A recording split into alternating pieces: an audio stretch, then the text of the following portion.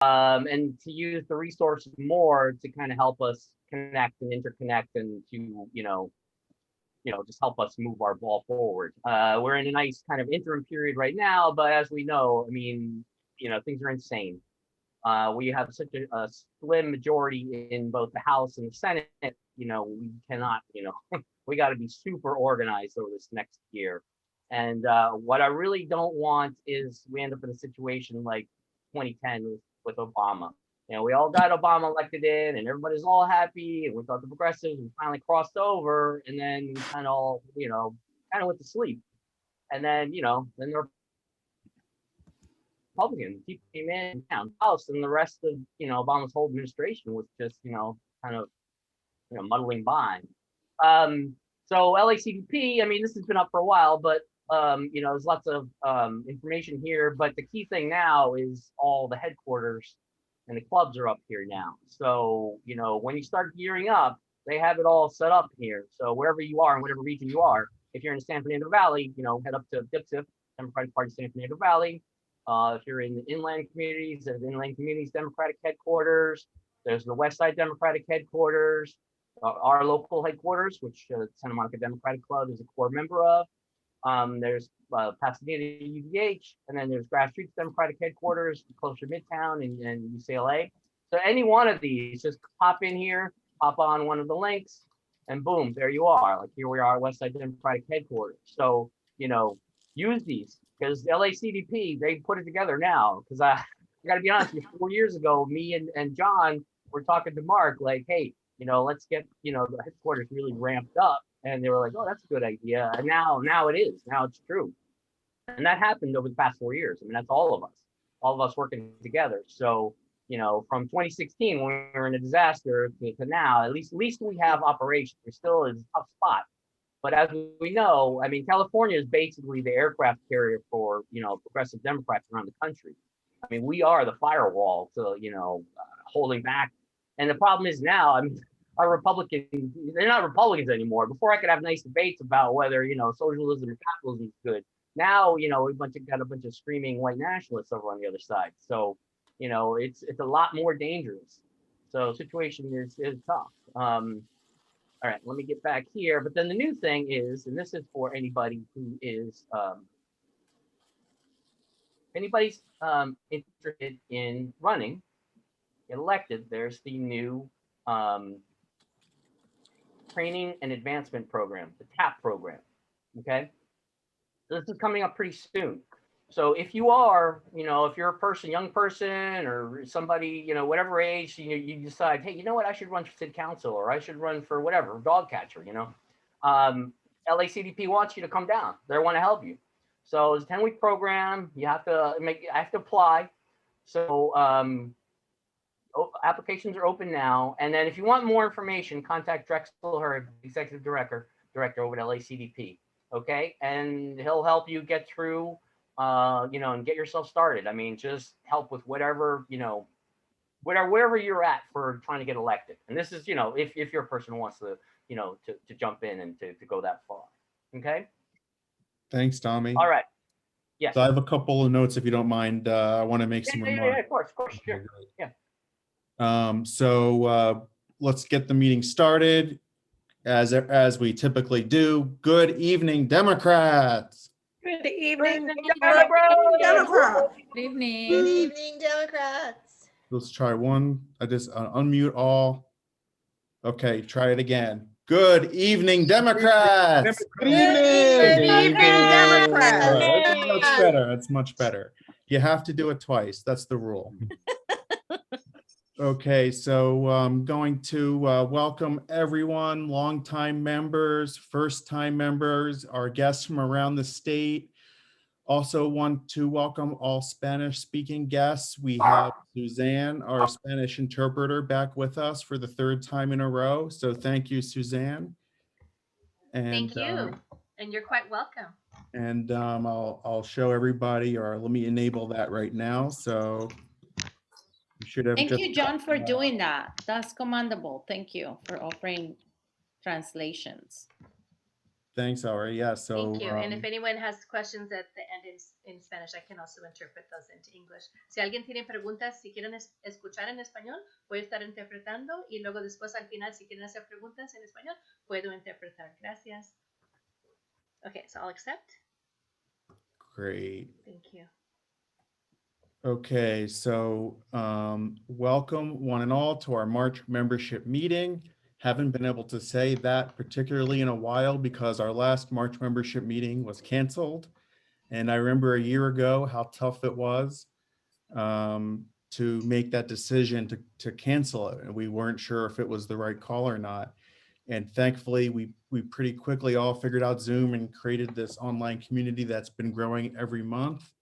And it's not been an easy year, but it's very exciting. We're now at the point where the end is in sight. The House and Senate today passed the $1.9 trillion COVID relief package. The Biden cabinet is getting confirmed one by one. Today, Merrick Garland was confirmed as Attorney General. On a personal note, I'm proud to say my father got his first vaccine dose this afternoon in Pennsylvania. So, you know, things are going in the right direction, and soon, so soon, we'll be able to resume having in-person meetings. But before that, we know that the next few meetings are going to be on Zoom. So save the date. April 28th and May 26th are our next two meetings, and they're tied thematically. We're going to be looking at different types of government reform and alternative voting methods that Santa Monica might consider. So on April 28th, we're going to be hearing about different types of government structure. And on May 26th, we'll be talking about different voting methods. So those are coming up the next few months. Tonight, we have candidate forums for the California Democratic Party. So in the last week of April, delegates from around the state, including myself, will gather at the state convention. For the first time, it'll be a virtual convention, and we'll vote to determine the leadership team of the state party for the next 4 years.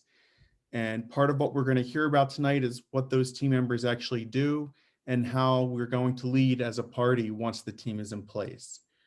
Our co-host this evening is one of our partner clubs, Stonewall Young Democrats, who helped us come up with the questions for this event. I'd like to introduce the president of Stonewall Young Dems, Chris Bowen, who also serves as a delegate, to give you some background about their club. Chris? Awesome. Well, thank you, John and the Santa Monica Democratic Club for really allowing us to share this space with you. We are really looking forward to hearing from the candidates tonight. We really do believe that having this dialogue is really important to have before the elections take place. And I think that this year, our party and the activists inside the party have done a better job than we've ever done before. But just by way of giving background of our organization, we are a young Dem club that works to uplift young people, LGBT people, immigrants, and people of color within the party. And so just learning the ropes, you know, like when you go to the convention, what committees do you go to? What caucuses do you go to? How can you meet an elected official? What do you say? What's appropriate? What isn't appropriate? No one was, it's really important to kind of give new people those opportunities as they were graciously afforded to people like myself. So we want to pay it forward. So thank you for allowing us to be here, and we're really looking forward to hearing from the candidates. Thanks again. Thank you, Chris. And Chris and I served together on the Affirmative Action Committee of the California Democratic Party. So we've been doing a lot of great work there, and we're looking forward to continuing that the next term. So moderating the forums tonight will be our own VP of Political Action, Dami Pituro, who himself is also a delegate, serves with me on the board of the West Side Democratic HQ, and of course in 2019 was chosen as LACDP's Democrat of the Year. So now, without further ado, Santa Monica's favorite New Yorker, Dami Pituro. Hey everybody, how you doing? Welcome. Yeah, I'm Dami Pituro, the political vice president, Santa Monica Democratic Club and West Side Democratic headquarters. I don't know, field maniac, whatever I know. So yeah, welcome everybody. This has been going to be great.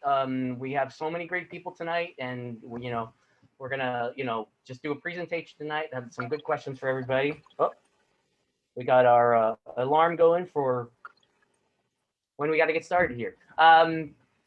So yeah, so quickly let me do a quick little overview here, and we got Larry here. So Larry's gonna come on and just well, let me do a quick overview, and then Larry can speak, and then we'll jump into the chair rates here. Okay. So here we go. Here's our little opening screen here. Does everybody see? Yep, there we go. Here's our little welcome page. We're gonna be going through the evening pretty quick here. So we got to keep this moving pretty quick. We'll have our meet and greet right now. Larry will be speaking in a few minutes. Then we'll go to the female vice chair, male vice chair, secretary, controller, and then the CDP chair discussion, and then the votes will open. Okay. And then I wanted to just, whoever doesn't know, I mean, I doubt anybody here doesn't know anybody here, but just so everybody has images of some people, because some people are from different parts of the state and haven't seen it. Of course, we have Rusty Hicks, our California Democratic Party chair. We have Delaine, Eastin, former California State Superintendent of Public Instruction and former Assembly member. For Vice Chair female, we have Jenny Bach, California Democratic Party Secretary. We have Betty Yee, California State Controller. We have Vice Chair male, which is Daraka Laramore-Hall, our current California Democratic Vice Chair. We have David Campos, San Francisco Democratic Party Chair. We have for controller, we have Norma Alcala. We have from Sacramento City Council, and everybody has a whole bunch of other things to their background, and we'll be posting some background things up on our website. We have April Verritt, President SEIU.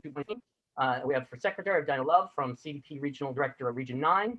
And we have Melahat Rafiei, Executive Director, Democratic Party, Orange County, and also DNC member. And we have our very own Larry Gross. Where is Larry? Is Larry here? Larry? I'm here. Okay, Larry, now it's your time. So we asked you if you could just give us a little overview of, of ADEMS, the party, etc. And then we'll just launch in debate since you're running on unopposed. Yes, from one New Yorker to another.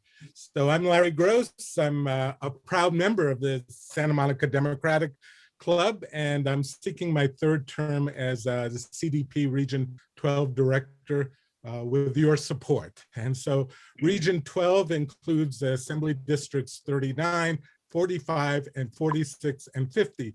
So for people who don't know, it's essentially the entire San Fernando Valley, and then it comes over the hill from Hollywood to Mid-Wilshire to Miracle Mile to West Hollywood and Beverly Hills to West LA to Santa Monica, up to Malibu, and over the hill to back to Agoura Hills. So it's a huge area, and this is an important and challenging position, which provides the opportunity to facilitate participation to ensure that this is truly a party of the people, and people like yourselves are fully engaged in the activities and have a say in the direction of the party.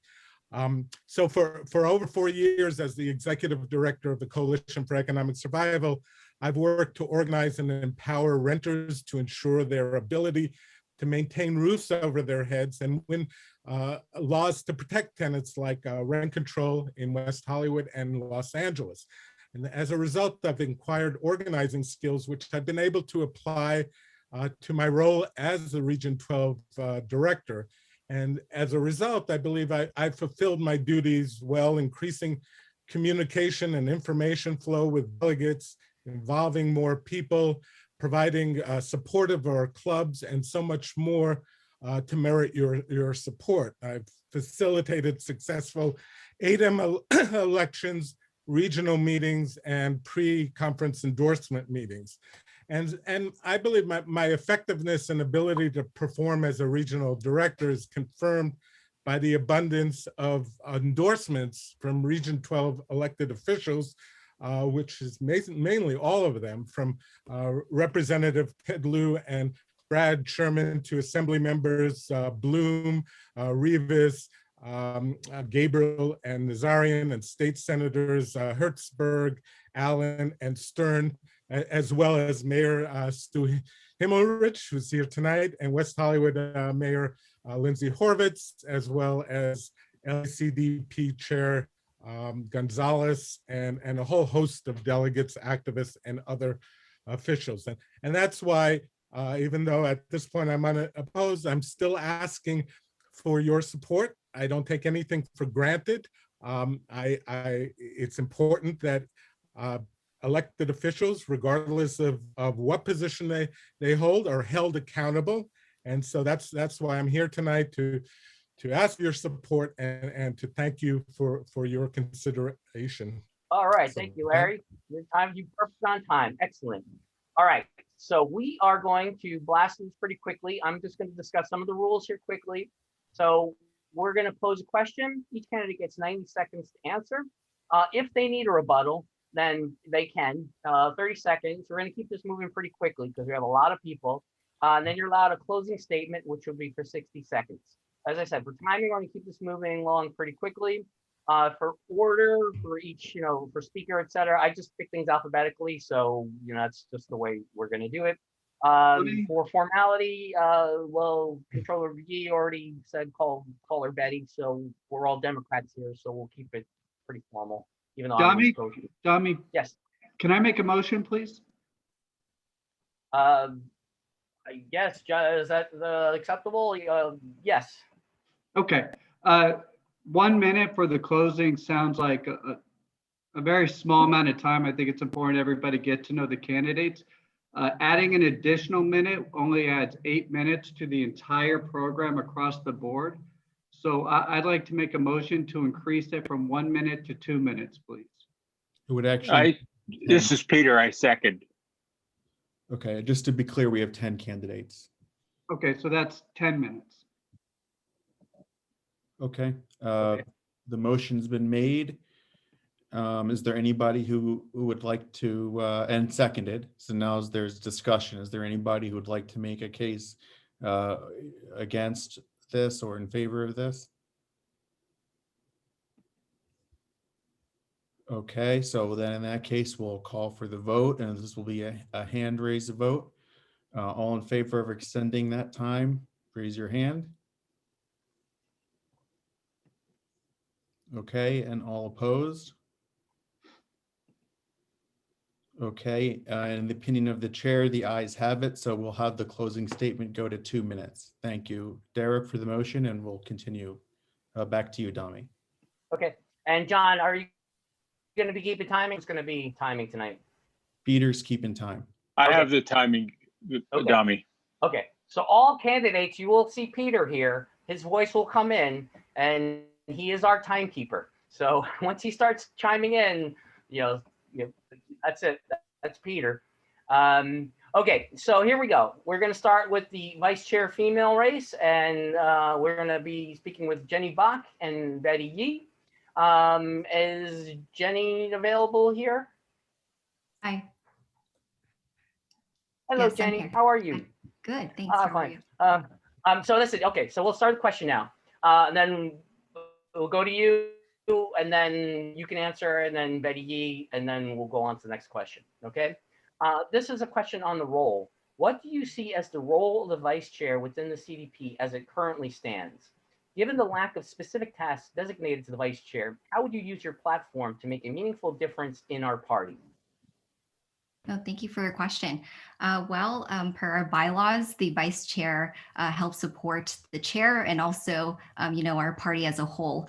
I plan on expanding that role to also, covering projects, really focus on tackling misinformation and disinformation, forming working groups around that, focus on building the framework for small dollar contributions, and continuing to the work that I've done, as secretary as well, on really building the pipeline for young people and our youth.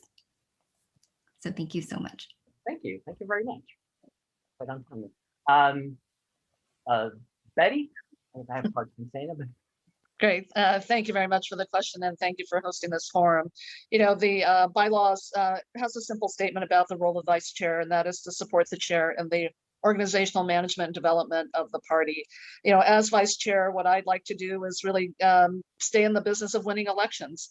And that means the state party is the vehicle for all of our county committees and our local Democratic clubs to win elections at every level of our government. And so as vice chair, what I like to do is to establish the year-round, on-the-ground organizing and voter outreach program in every part of the state so that we can be informed by you about what our actions should be aligned to and how we deploy our resources. Thank you. All right, if everybody's okay, we'll move on to this next question. This is a long one. In this open race, we have the elected state controller running against the party secretary and a leader of the California Young Democrats. In that context, what would you bring to the position of vice chair that your opponent does not bring? And why do you think your background is more valuable to the party right now? Now go to Jenny. We'll just keep the same order. Great. Thank you for your question. Well, I definitely think that, you know, we have a great choice of candidates in me and also our controller Yi. So I wouldn't say more valuable. We both bring different experiences, but, you know, my background is from, you know, I'm a direct product of the party's pipeline. You know, I came into the Democratic Party starting in college, getting involved with the College Democrats and doing a lot of the on the ground activism work. And I do think that I bring, you know, perspective as a young person. You know, we're facing affordability issues, you know, a housing crisis. We're facing climate change. And I think that, you know, I have my ears on the ground. I work very closely with our young activists, and, you know, I hope to bring, you know, that voice to the table. You know, in 2017, when I was elected as party secretary, it was the first time in over 20 years that a young Democrat was elected, you know, as a statewide officer. And, you know, I would hope to continue, you know, my work on the board so that we can elevate more of our young voices and make sure that there's a representation as, you know, we're engaging with more young people and we're doing more youth outreach and we're trying to keep the party relevant on its issues toward young people. So that's what I hope to bring. Thank you so much for your question. Thank you. And Betty? So as an elected official serving as your state controller, I believe I can be a bridge between our elected leaders and our grassroots Democratic activists. I've been an activist all my adult life and really have, even as an elected official, continue to serve as an activist, going into different parts of the state to help with campaigns, helping county committees, particularly in purple and red parts of the state, because that's our frontier as Democrats in terms of growing the party. So I would continue that. And I'd really like to institutionalize what I've done as an activist as part of my role as vice chair of the party. So being that bridge between elected leaders and grassroots activists, and also institutionalizing the outreach year round to voters. Excellent. Okay, we'll move on to the next question here. So this one is in regards to the state of the party. What is your overall evaluation of the state of the California Democratic Party as it stands today? And what are its major strengths and weaknesses? Again, we'll go to Jenny. Sure, thanks for your question. Well, the overall state, all of us have survived such a tough election year last year. So, you know, I do think that it takes all of us in the work of, you know, Democrats all over the state to be able to do this and also help out, you know, our neighbors and friends in other states as well. So, you know, in that sense, I think that we're doing, you know, pretty okay in that regard, but we still have a lot more to look forward to. You know, we're facing, you know, the threat of a recall. And, you know, we have these people posting up, you know, for the recall efforts in front of our grocery stores, in front of our community centers, really reaching out to folks, giving them a lot of alternative facts and false information to get them to sign, you know, a recall form. You know, we're heading into another, you know, election cycle soon. And that's something that we really have to think about. We have to reassess where we're at from this past year. You know, the seats that were lost, the seats that were gained, we have to reassess what that looks like, what worked and what didn't work during, you know, a pandemic because organizing was a lot different this time than it is on a normal year. But something that, I am a little bit critical about is, I think, the messaging. This plays into me being, also a young person, being on the ground with fellow activists. There are a lot of Time, Thank you. please. Thank you, Jenny. All right, Betty? So I think the state of the party actually is quite strong, but there's always room for improvement. Our strength really is our diversity. And our strength also is the fact that we are the largest Democratic Party in this country. And so, we have a lot of expectations, placed on us. So I would hope that we would continue to be the standard bearer for racial and economic equity and justice in our work going forward. And I'm particularly proud of the anti-racist work that's been started under this current leadership. Where I think we can do better in terms of improvement is to be sure that we are actually going into communities where we've not been, to really reflect that diversity in terms of who we elect and who we have as leaders of the party. And so going into communities of color, going into places where we don't necessarily have the concentration of votes or deep pockets of money. So that's the work that I hope to spearhead as vice chair. Excellent. Okay, then we'll move on. The next question is on power. Do you believe the chair of the party holds too much concentrated power? And what effect has this had on our internal processes and electoral outcomes? Jenny. Thank you. Well, I do think that there should be expanded roles and responsibilities given to the other officers, just because I see it as an accountability issue. I do think that, if once we're elected, we should have different roles to do, just aside from projects. I mean, there's already a lot of work to do within the party already to help, keep it going and keep it moving.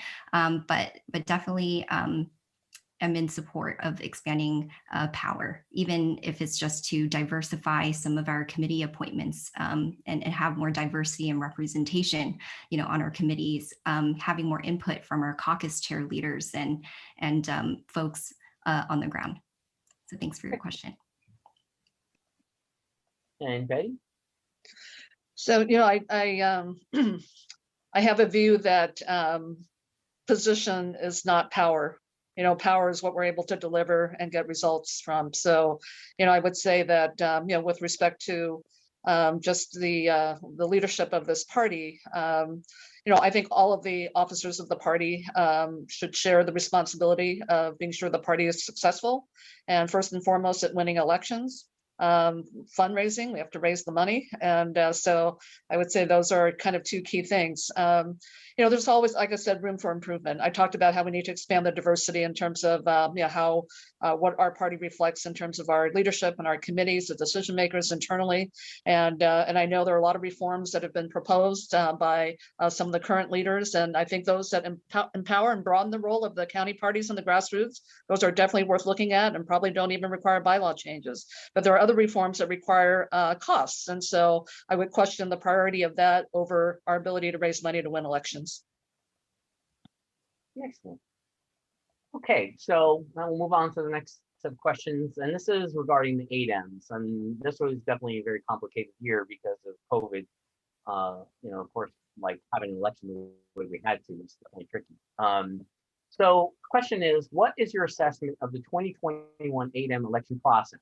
And it has a couple sub-questions. So what lessons would you implement right away to ensure a successful 2023 ADEM? And do you favor making ADEM vote by mail permanent? Okay, so again, same order, Jenny. Thank you. I do think that, our staff worked extremely hard to put this on. It was the first time that this has happened, the first of its kind.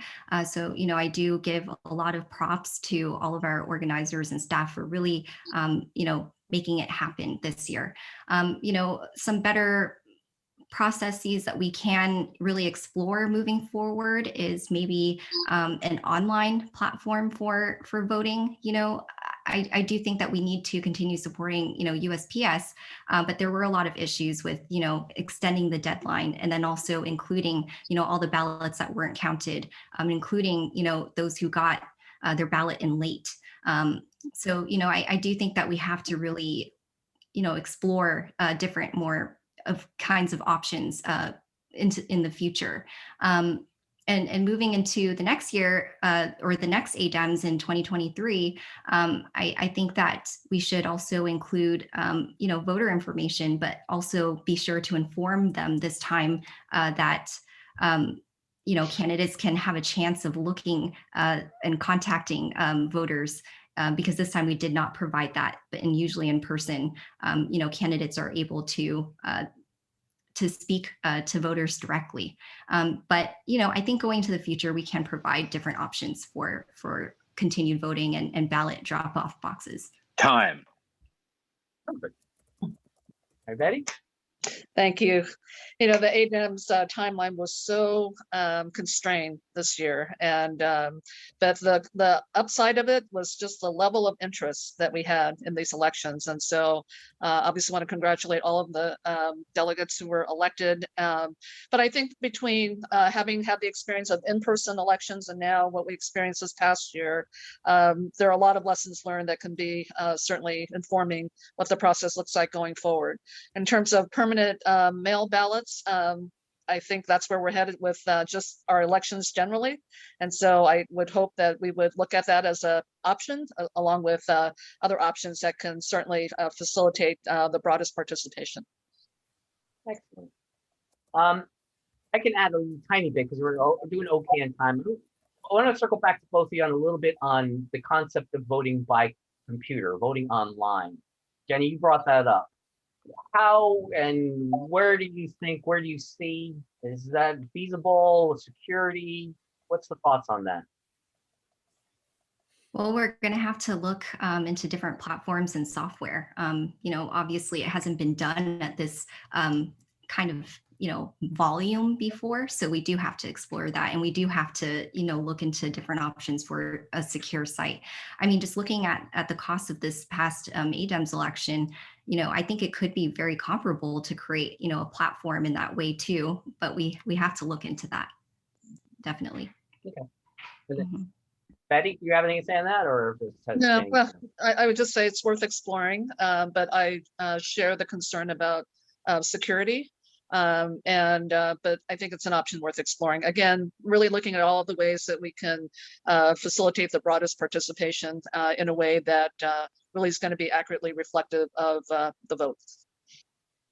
Okay, I just brought it up because that's been on a lot of people's minds. Yeah. So anyway, okay, so we'll move on. Okay, now on to a question on DNC. If Rusty is elected chair, you would join the state's DNC delegation. What would be your priorities as a member of the national organization? Say more, Jenny. Yes, thanks for your question. I would, so in my day job and, in my past work roles and what I volunteer in now, I work a lot in the API political space, either training or recruiting candidates for office or, just really working to support the community, especially with the rise in API hate crimes. And in this past, election year, working with some of more of the API groups on a national level, there was a lot of organizing efforts that were in language in different states, more targeted outreach toward our API community. So I would certainly want to focus and broaden, my work on that on a national level. Thanks for your question. And Betty? I share Jenny's priority, as she stated as well, but I would also look at California really leading as, how do we have the National Democratic Party really reflect the value of being anti-racist and really putting equity and justice, racial equity and justice at the core of all we do. And that's challenging because I don't believe there's any other, frankly, Democratic Party like California's. But I do think that we have outsized say in terms of what we'd like to see in terms of the direction of the party, the inclusiveness that we should be reflecting, across the country, as well as the fact that, a lot of money is raised here in California. And so, what does that mean in terms of, just our platform issues going forward, what it means in terms of organizing going forward, what it means in terms of the diversity of elected officials that we want to see, reflective of different parts of this country. So I think we can be a really valuable voice at the DNC around those issues. Excellent, excellent, wonderful. All right, so here we are. We're at the end of the questions here. We can get on to closing statements. Let me check time. Yeah, we're doing well for time. You two have been so concise. So yeah, you can do your closing statements as we've now opened up the space a little bit in 2 minutes. So we'll start with you, Jenny, and then move on to Betty. All right. Well, thank you all so much for coordinating this candidates forum. It's great to see you all in a virtual space, and I hope that you're all taking care during this pandemic. So thanks so much for coordinating this.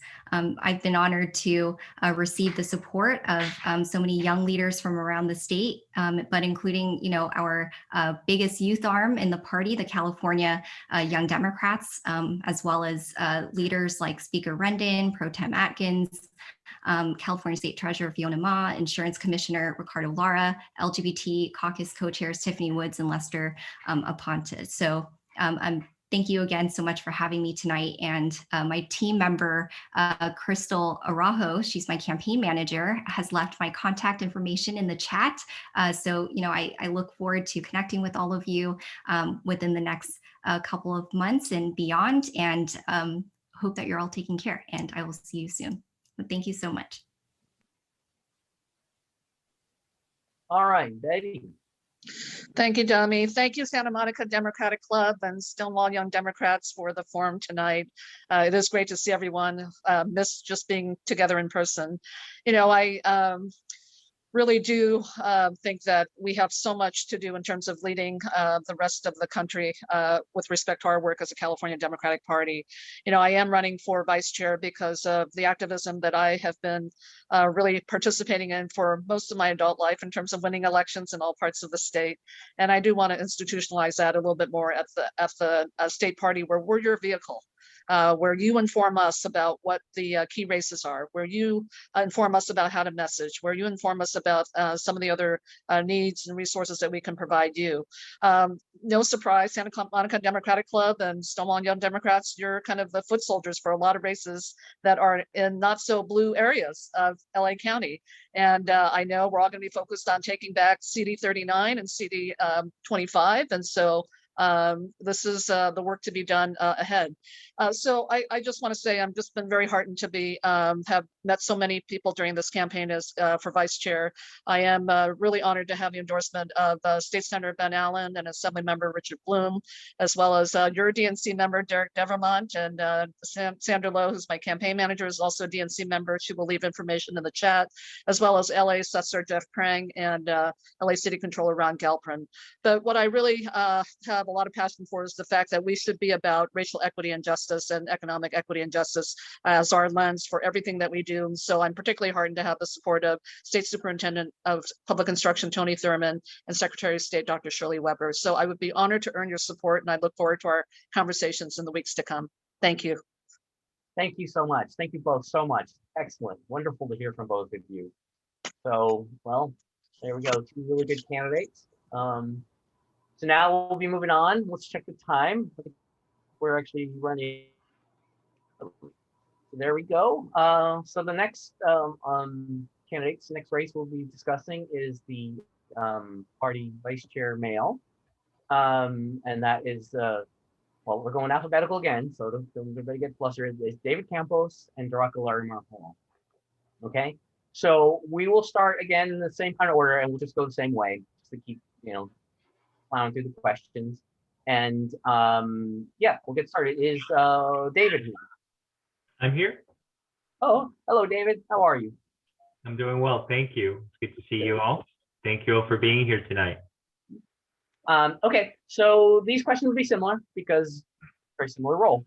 So this is on roll. What do you see as the role of the vice chair within CDP as it currently stands?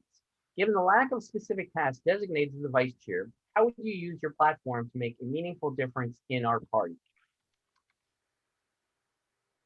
Okay, so David? am I going first? Yeah, that's how we decided we're just going alphabetical order, so it depends on what your last name is. Okay. So that's just the order. Well, thank you. Well, I think the way the bylaws are written, the role of the vice chair is to support the work of the chair. And so in that sense, I think that it can be interpreted as narrowly or as broadly as you can. As an attorney, I can tell you that my view is to try to have a broad interpretation. And I would say that so long as you're doing something that is consistent with the assistance of the chair in their duties, that's included. That said, I do think that we need to have bylaws reform, that we need to expand the role of the chairs, of the different elected officers, not just vice chairs, secretary and controller. But I actually think that we need to go beyond that. I think that we need to figure out how we provide more power to the local central committees and to the regional directors. And quite frankly, I think that what I bring is my experience as a legislator, having passed legislation on things as complicated as healthcare, to make the changes that are needed with respect to the bylaws and the role of the officers and the power of everyone vis-a-vis the chair, to make those changes happen, make them a reality, so that we're not just talking about them, but actually making them happen. Okay. Oh, thank you.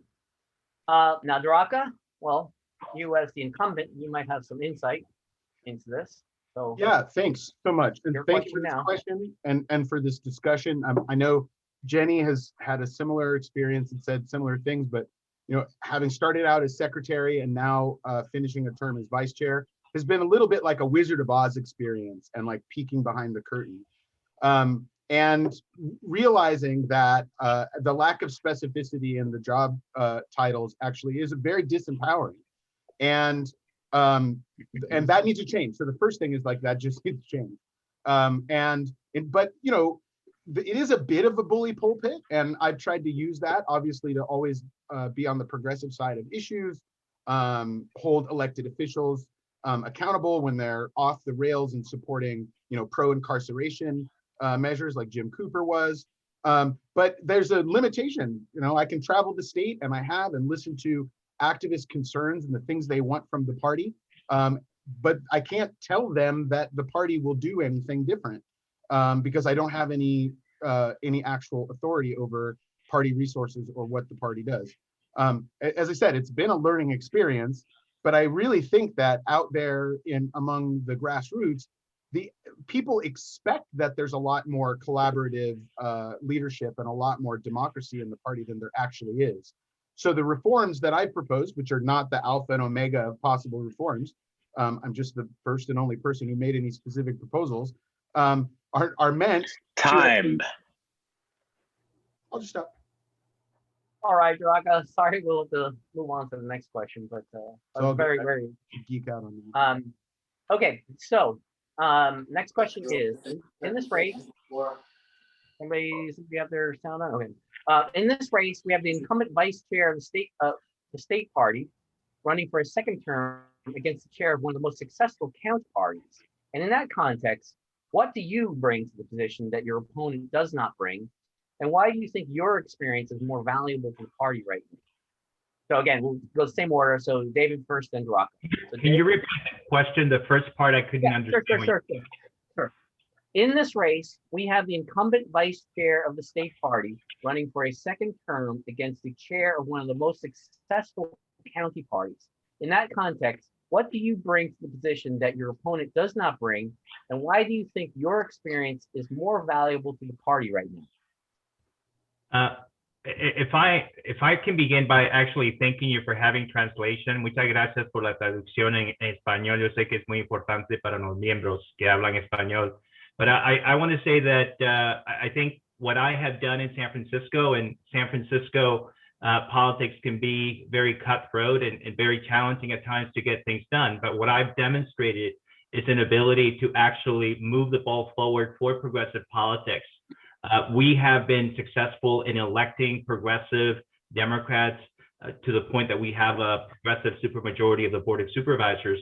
But what we have also done is actually work as San Francisco Democrats to have an impact outside the city of San Francisco. When the state party wasn't willing to work with us and coordinate this effort, we reached out to our congressperson and we ran Red to Blue SF in 2018, where we brought San Francisco Democrats to make more than 3 million calls and text messages to swing congressional districts throughout the state. That's the vision that I had in San Francisco that I made a reality, and the ability to have that vision and actually turn it into something that is real, that is concrete, is what I bring to the table. I'm not running against anyone. I'm simply bringing that perspective. And I also bring the perspective as someone who has been a legislator.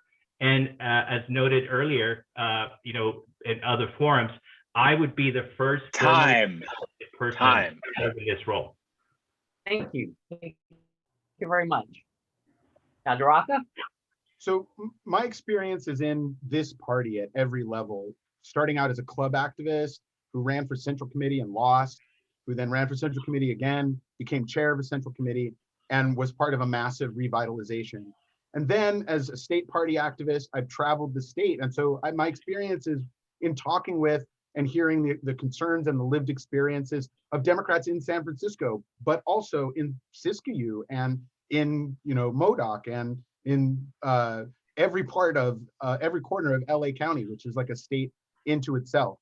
And that depth of experience as an activist in this party, and not frankly as a elected official or legislator, I think is really important. It's really important to have a grassroots activist of the party in the leadership, as well as people with other backgrounds. And lastly, I'd say that I've been a truth teller in this party and a truth teller about this party. And just as it's been an experience for me to sort of lift the curtain and see the little man behind the machine, I've tried to also show it to activists. I think my number one job as a progressive grassroots activist who happens to be in party leadership is to give people the real information about the lines of power in this party so that they can make a difference in their community and move their own agenda in the party.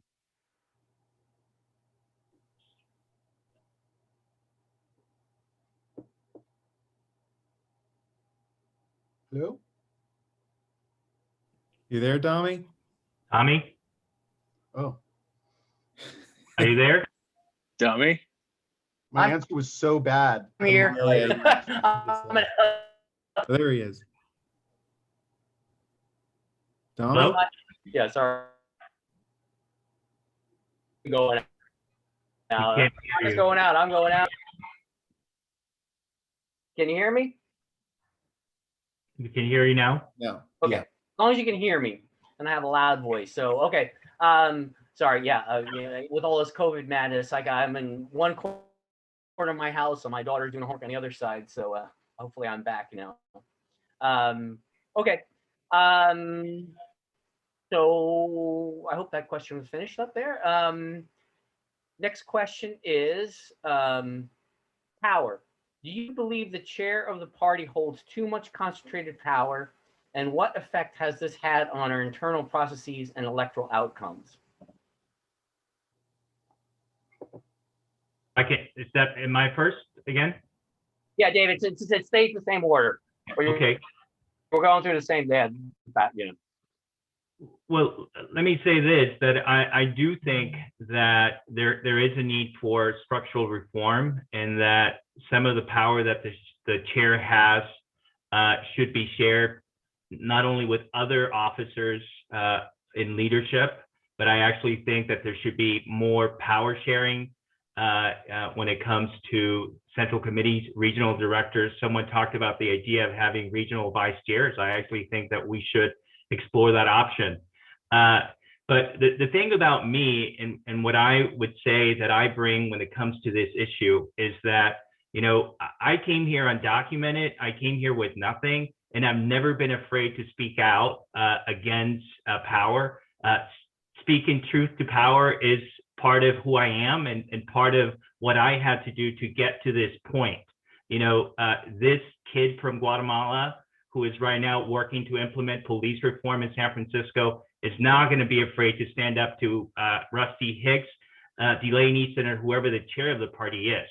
But the thing is that it's not just about saying, it's actually doing, because for my parents and the people that are struggling, it's not just words that matter, it's action and changing the structure of power so that it's distributed among the rest of the officers and the rest of the Democratic Party is what I have done. And that's what I have delivered. And that's what I bring to the table. Not only the ability to Time. All right, Daraka. Yes, the chair has too much power, and thank you very much for using that word. It's actually been really disappointing that people have made this word into a taboo, and that we can't talk about power inside the Democratic Party. In the age of Me Too and in the age of Black Lives Matter, and with the recent experience of this party, we have to have an honest conversation about the concentration of power in the chairship.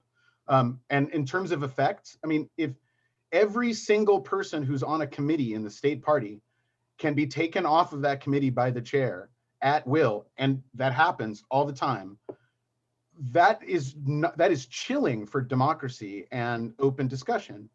I've seen it happen on the resolutions committee, where staff on behalf of the chair calls members of the resolutions committee and says, hey, the chair wants you to vote X, Y, and Z way. Burton used to do that in the open. He'd just come and say his piece, but other chairs have done it on the sly. That's a tremendous amount of power. There's no other word for that. And so, yeah, power needs to be distributed. There need to be checks. I've made specific proposals on it. Happy to see other specific proposals on it, because I don't think I'm the only, smart kid in the room by any means. But, I think we want to talk about structural racism in this party and not talk about the fact that most likely the outcome of this election is that the person with power in the organization will be a white person, and everybody else will be people of color. Yeah. Gotcha. Okay. This is a question on the state of the party. What is your overall evaluation of the state of the California Democratic stand today, and what are its major strengths?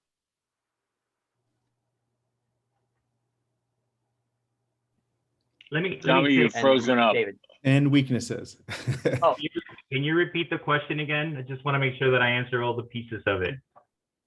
Hey, David, I'll just read it to you since I think Dami froze up. The question is, what is the overall valuation of the state of the California Democratic Party as a Froze again. okay. Maybe John, Mr. President, you can read it. Yeah, I'll read the question. The question is, what is your overall evaluation of the state of the California Democratic Party as it stands today? What are its major strengths and weaknesses? Well, let me say this, that I think that we have some things that we can be proud of, and a lot of work has been done. But one thing that I believe about the Democratic Party, and it's actually the main reason why I'm running, is that I feel like there is a disconnect with real people in terms of what's happening on the ground. This pandemic has shed light on the inequalities in this society. And what I see is a party that when it talks about reform, the reform is always focused on, who has what amount of power, when there's actually larger issues that have to do with reforming society as a whole and actually going to the core of what is wrong with this society. And I come from a community, the Latino community, that, has been at the forefront of this pandemic, that has infection rates that are way higher than its population. And the Democratic Party should be talking about those issues. And instead of fighting with one another, we as leaders in this party need to figure out how to make the party relevant to those people. My mom, as a janitor, she stopped working because she couldn't risk her life to go to work. And there are so many people like her who don't have the luxury that she had to stay home. And so I think the party is disconnected. I think that we need to bring it back to why we're Democrats. Time. Thank you. All right, Daraka, on to you. So this party was designed and its structure was set up and its actual working set up by elected officials to be a very, very efficient machine for running campaigns. And the hard work of people, as smart people in setting that up, starting 50 years ago, is really paying off. So the thing that we're really good at is winning elections, especially at the state level. And we can see that recent setbacks, notwithstanding. But what we haven't been good at is being a vehicle for those regular people and social movements and social forces that David's talking about to actually push for changes in their lives and in legislation. And so we're nowhere, the party itself is nowhere to be seen in the struggle for single payer healthcare, right? We've been for it on paper for 15 years. We haven't spent $1 or 1 hour of staff time making it a reality. And it's not for lack of will on the part of the leaders. It's because we're just not structured to do that. So that's why I focus on the structure, is because coming from the movement, coming out of labor, coming out of social movement organizing, I see that there's these bottlenecks of power. And I feel like it's my job as a leader to help undo those bottlenecks. So the thing that we're not doing is using our supermajorities to change the structure of the economy, using our supermajorities to break the backs of the insurance industry and creating the nation's first single payer healthcare system. And I think the reason for that is that the party isn't structured to unleash those energies from below to force it to happen. Excellent, thank you. All right, now next question will go to the ADEMs. What is your assessment of the 2021 ADEM election process? And scroll down. What lessons should we implement right away to ensure a successful ADEM 2023? And do you favor making ADEM vote by mail permanent? Again, David, so David. I'm an operations person. During my job, I'm the #2 who runs the district attorney's office in San Francisco. As county administrator in Santa Clara, I run 9 different agencies. The nuts and bolts do matter. And one thing that I think we need to do with respect to ADEMs is that we need to dissect exactly what happened. And I know that the staff did the best they could, and I'm very appreciative.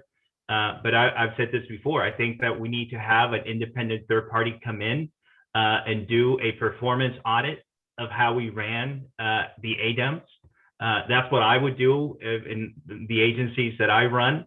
And based on the results of that performance audit, then I think we need to figure out what went right and what went wrong.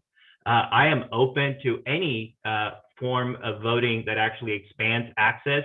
And to the extent that if we find that vote by mail is something that could be useful, I'm open to that. But I also think that we need to have a better understanding of what happened. I had my own experience where I didn't get a ballot until kind of late in the process, and I had to be a squeaky wheel to make that happen. And I don't think that that's how the process should work. I also know that we had some positive things. We had, 4 times as many people participate in the process, so there are some good things. But look, I like any good manager and operations person, I want time to come in and look at what actually occurred. Thank you.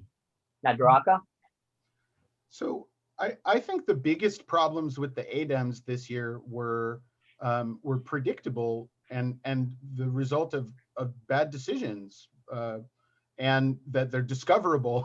And the biggest one was that even when staff, flagged that there were thousands and thousands of obviously third-party registrations happening, that we didn't intervene right there and save ourselves from sending hundreds of thousands of ballots to people who didn't request them and wasting probably $100,000, $150,000 on that. So yes, a lot of people voted, but the voter turnout was like 30%, 30-something percent, 35, 36%. Why did we do that? We didn't have to do that. I think vote by mail is great. I think voting online could work too and work even better. But actually the hard conversation we have to have after we assess the actual decision points where we went wrong is what we want ADEMs to be for. We've kind of just rolled into this mindset that more voters means more democracy and it's better, when ADEMs were supposed to be where the activist base, people that are engaged, decided amongst themselves who the delegates would be. So now it's like a mass marketing contest that definitely privileges those with resources over those who don't. And I don't think that's what people want it to be. Time. So that's the conversation we have to have. All right, thank you. All right, so now we'll move on to the DNC question. If Delaine is elected chair, will you join the state's DNC? You will join the state's DNC delegation. What would be your priorities as a member of the national organization? Well, when it comes to the DNC, my first priority would be to make sure that the people like my parents who are loyal Democrats, but who feel disconnected from the Democratic Party, that their voices are heard. I'm a progressive who believes that we need to push progressive values and we need to bring the Democratic Party back to its progressive roots. I would make sure that we reduce the influence of corporate interests within the Democratic Party. We have tried to do that in San Francisco and need to continue to do that. I think that we need to do better outreach to the diverse communities that call the Democratic Party home. I know that if you're a monolingual speaker, if you speak Spanish, if you speak Chinese, Vietnamese, that the Democratic Party is not the friendliest place for you, and knowing how to navigate the way the process and the system works is very challenging. So I would be an advocate for all of that. But the main thing is that I think that we need to push the Democratic Party at the national level because there is too much power on the part of corporate interests. I think that we need to, as California, given that we are the largest state, flex our muscle and not be afraid to hold people accountable, people that we helped elect, especially when it comes to members of the U.S. Senate, House of Representatives. Time. Thank you. Party Daraka, over reform, you. yeah, party reform and moving more resources to the state parties, joining the existing coalition of, really great state party leaders who that produced our current DNC chair, who I think is going to do a really good job. But there's a conversation and a fight that's going on right now at the national level between those who look at Georgia and other victories and see the deep organizing in between elections, that a focus on anti-racism, that a focus on turning out the Black vote, turning out the immigrant vote, are bread and butter for the future. That struggle is happening in real time. I think most of the elected members of our delegation are already on the ramparts of that fight, and I would join them. I think the other thing is that a conversation that I'd really like to be part of, both at the statewide level and nationally, is between leaders of communities of color, talking about how we can build electoral alliances to avoid the kinds of competition that's happening at the district by district level, where people are sort of being forced to decide between underrepresented groups fighting over seats when we should be going after seats that are currently held, frankly, by white dudes. And that's a conversation that has to start at the national level to be effective. So those are the two things I would be involved with. Excellent. All right, sounds good. All right, so we've concluded the questions phase, and now we can move up to closing statements. And again, we'll go the same order: David Campos and then Daraka, Laramore-Hall. So David, you have 2 minutes to give your closing statement. If I may, I'd like to yield my time to a few people that I'd like to speak on my behalf, if that's allowed. Yeah. So let me begin with my dear friend, Christine Pelosi, and I think that she will have 24 seconds of my 2 minutes. Peter, set your clock. Thank you, Mr. Chairman. Good to be here. Thank you, Santa Monica Dems, Christine Pelosi, San Francisco Democrat, DNC Women's Caucus, and California Democratic Party Women's Caucus. David's been on the front lines for climate justice, immigrants' rights, civil rights. And if you liked the American Rescue Plan, you can thank David Campos for helping run the Red to Blue SF in 2018 that helped us elect the Democratic majority and then keep it in 2020 so we could pass this wonderful life-saving legislation. Please vote for David Campos. Thank you. Next, 24 seconds to the incredible Ada Briseño. I think you're on mute. Thank you. I'm co-president of Unite Here Local 11, chair of the Democratic Party of Orange County, and DNC member with your help. Thank you, Santa Monica Democratic Club, for always standing with cooks and dishwashers. I endorse David Campos because he has the lived experience of someone like me and the members of our union, hardworking immigrants who seek justice on the job and in society. Join me in giving him your support. Next, 24 seconds for the amazing Susie Shannon. Hi, everyone. I worked with David Campos. He was our chair for the Yes on 21 campaign to expand rent control to municipalities throughout California. He's a huge single payer activist, both bringing that to the San Francisco County Supervisors and to the county committee, where he has just created a House committee to make sure that AB 1400 has the best chance of passing. And these are the issues that save people's lives and make people's lives better. And I very strongly support David Campos. I hope you will as well. And next, 24 seconds to the one and only Chair Mark Gonzalez. Hi, good evening, everybody. The LACDP meeting has finally adjourned, but outside of that, I just want to say that we overwhelmingly last night endorsed David Campos. We need to talk about a party, about its future, and about unity. And what brings San Francisco and Los Angeles together is David Campos. He is ready on day one to get to work. He is ready to work with our chair. He's ready to work with our leadership and work with our central committees to get the job done. We're not talking about what we need to fix. We need to talk about fighting against the Republicans, because 2022 is right around the corner, and David Campos, as our vice chair, has a plan, and we're happy that we endorsed him last night. And that is the end of the time. That is. Thank you, everybody. That was very enlightening and wonderful. And just so, may I say something, dummy? Yes. I paused between the speakers so that to give everybody a fair chance. So he did not get more than 2 minutes. It just seemed that way. Okay. All right. Okay. Well, then if time's up, then we have to move on, to be fair. Daraka, can we hear from you? Absolutely. Brothers, sisters, and siblings, I really am running to be a voice, an independent voice in our leadership group that actually does insist that there are things that we need to fix while we're beating Republicans.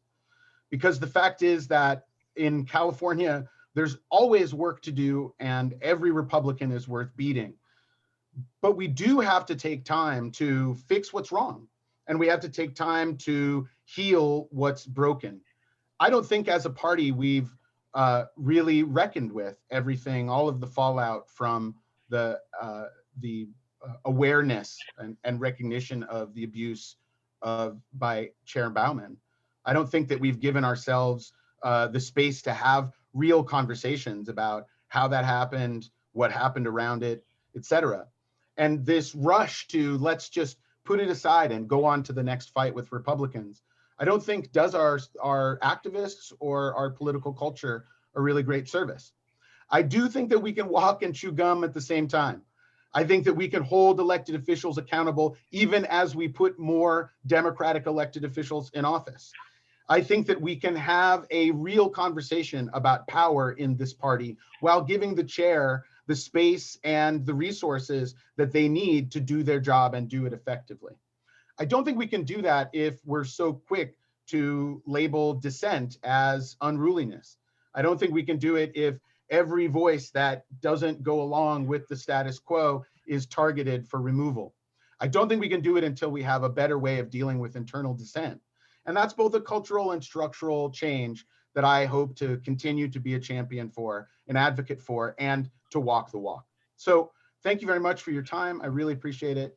And I know you have a long night of hearing from really great people, and good luck in your decision. I would very, very much appreciate your support. Time, please. Thank you. Thank you very much. Appreciate it. Thank you. All right. So that concludes the vice chair portion of our evening here. Now we're going to move on to secretary. and we have Diana Love and Melahat Rafiei. So we are going to start with Diana. Or Diana, are you here? Are you available? I am here. Oh, hello. Hi. Hello. Okay, so we're going to welcome. We spoke on the other. Yeah, we're gonna pose questions just as we've been doing, and then I've been asked maybe to alternate, so we might alternate the speakers going forward. Okay, so the question here for secretary is on role. What do you see as the role of the party secretary, and why are you uniquely qualified for the position? Well, the primary role of the secretary is just to maintain the records and carry out the policies of sending the challenges that come in. What I bring to the role is all my past experiences of public service and the history of all the different things that I have done, which some of those things are, I am the current regional director for Region 9, which entails Assembly District 26, 33, 36, and 40, the high desert and part of the inland area. I am the co-chair for the Election Protection and Oversight Committee on the county level, and I sit on the policy committee. I'm also a Governor Newsom appointee. I am appointed to the Contractor State License Board, and I am a chair of the Public Affairs Committee under that same appointment. I'm also the vice chair of Assembly District 36, which is in Palmdale, Lancaster, on the county level. But in the past, I've also been on the credentials committee for the state party, and I have done quite a bit of service with healthcare, and I am a member of SEIU 2015. I've been doing this work, helping constituents and mentoring people for well over 25 years. And the role and the responsibility, I want to— Time, please. Thank you, sorry. Melahat, are you available? I'm available, yes. Hello. Can you repeat the question? Yeah, sure, okay. What do you see as the role of the party secretary, and why are you uniquely qualified for the position? Well, thank you so much, John. Thank you for having me. My name is Melahat Rafiei. My pronouns are she, her. I'm glad to be with you. The last time I was with you was in person a couple of years ago during the DNC campaign. The secretary's role, like Diana said, she's absolutely right. There's very little in our bylaws that the role really has. With the lack of clarity that exists in these bylaws, and what Daraka spoke of and what David spoke of, is the need for change and having shared governance. My vision for being your secretary would be, I'd like to be the communicator in chief. We have this really important recall coming up. Signatures will probably qualify. The one thing the DNC does right, and I'm sure my colleagues here, Ada, Sandra, Susie, Derek, Michael's on, all of those folks can attest, they don't do a lot right, but what they do right is they communicate with us regularly and give us great talking points when we need them. They had even daily when it came to the campaign. I think for this recall, at a minimum, we've got to make sure that activists, delegates, Democrats like you on the ground have the resources that you need. So the very first thing I want to do as your secretary is make sure that we are communicating strongly with you, so you guys have the tools that you need to make sure we stop the misinformation about this recall.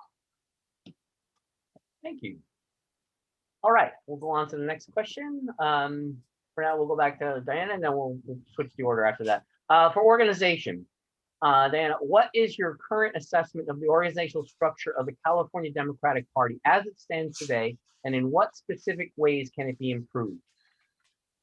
Well, there's several structures of the organization, from all the different committees that we have, standing committees, and then when we talk about the ADEMs and the structure of how the party is put together.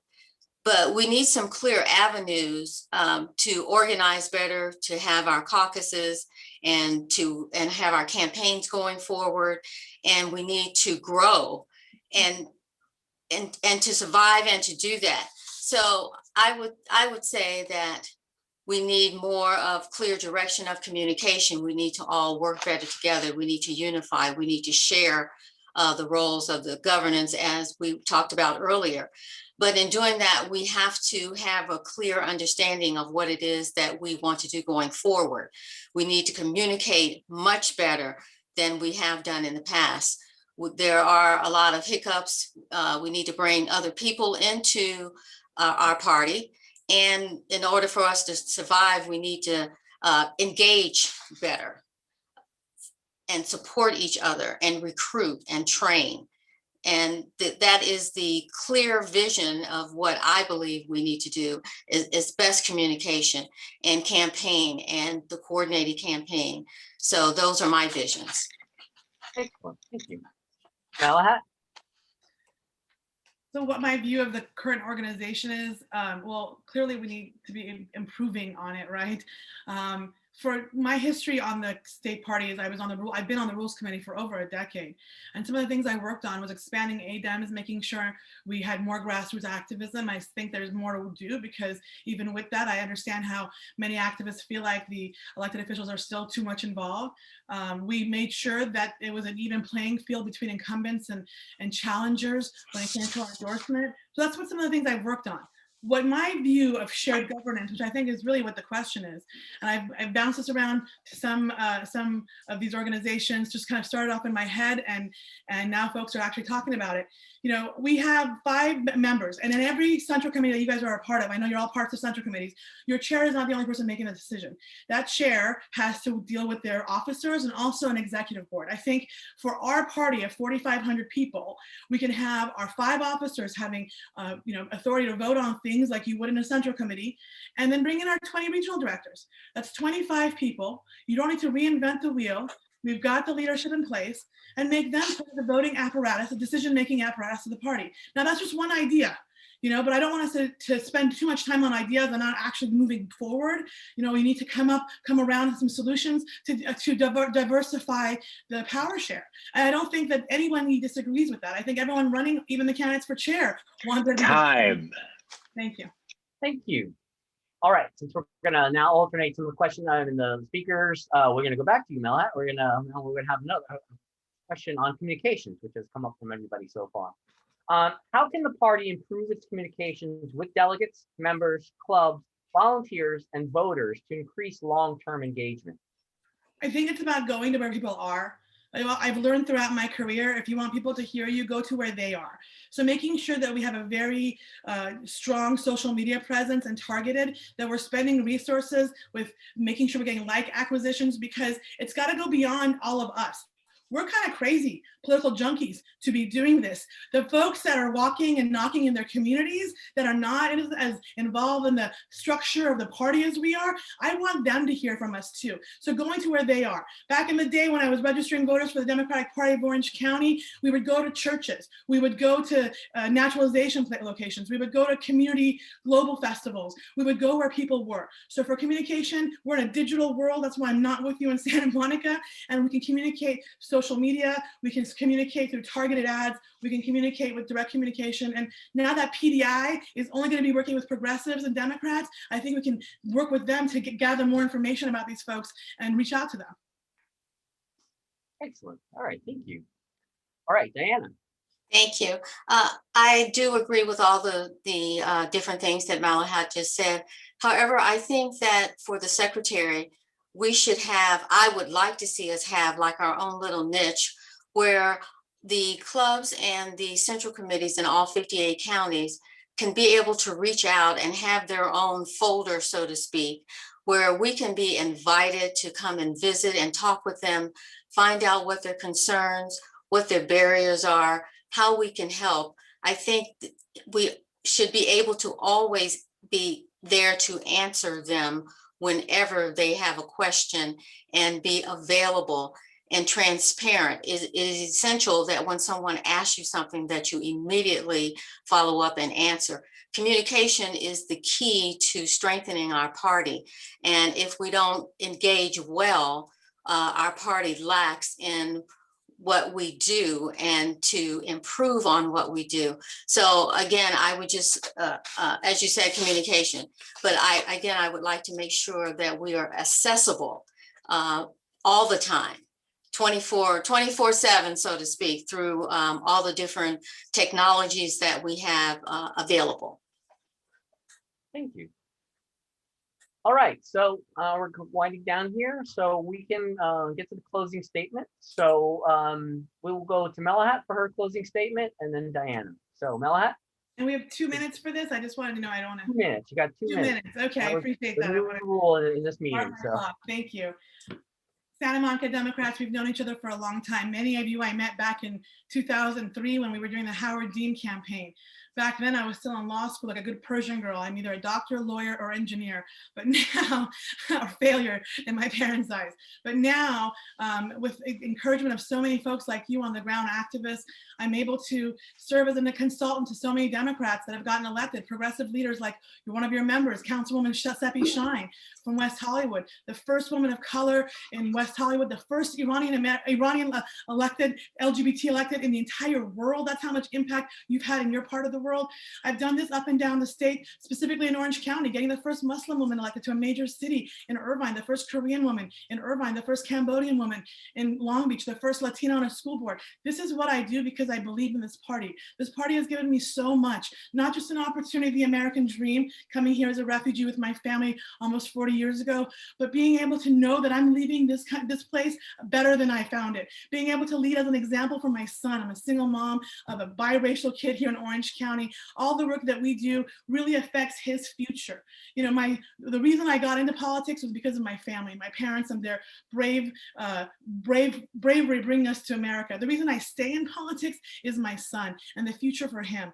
And I work this hard because I love it. This energy I bring to everything that I do, whether it's electing candidates or running for office myself. And I really appreciate all that you've done for me in the past and supporting me. I hope I can count on your support now. I would be honored to carry your banner. Thank you so much, Santa Monica Democrats. Thank you. All right, Diana.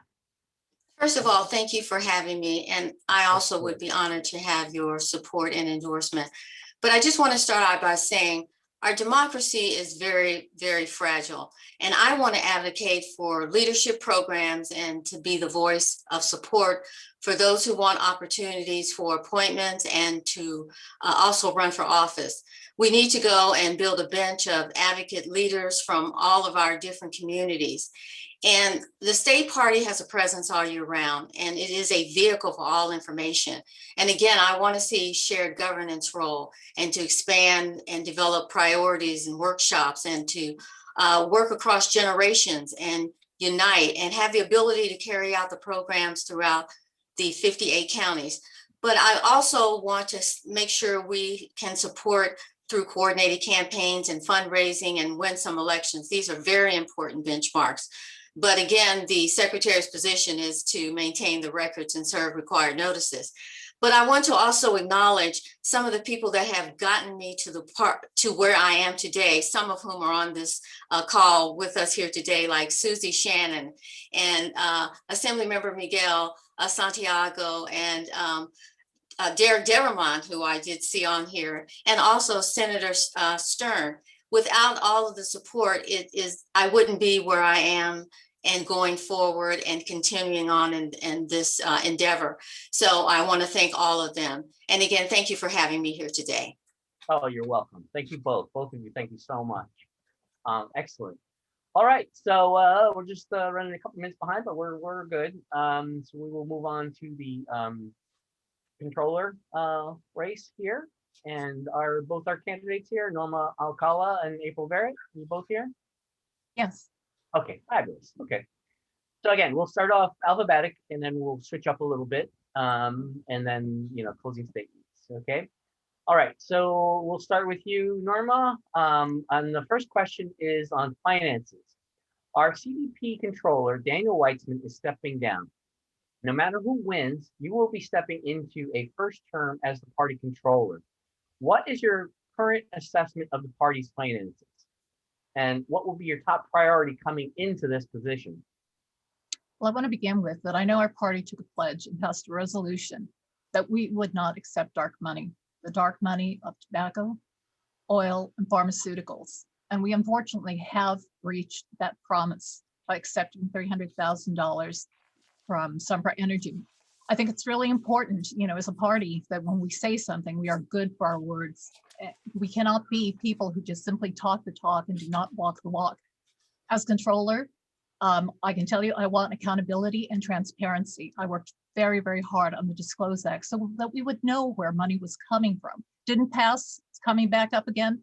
I'm hoping that we have enough power this time to get it through so we know exactly who is backing what propositions. And I think that's something the Democratic Party must do. I believe very strongly also that we have other avenues where we can raise money for the party.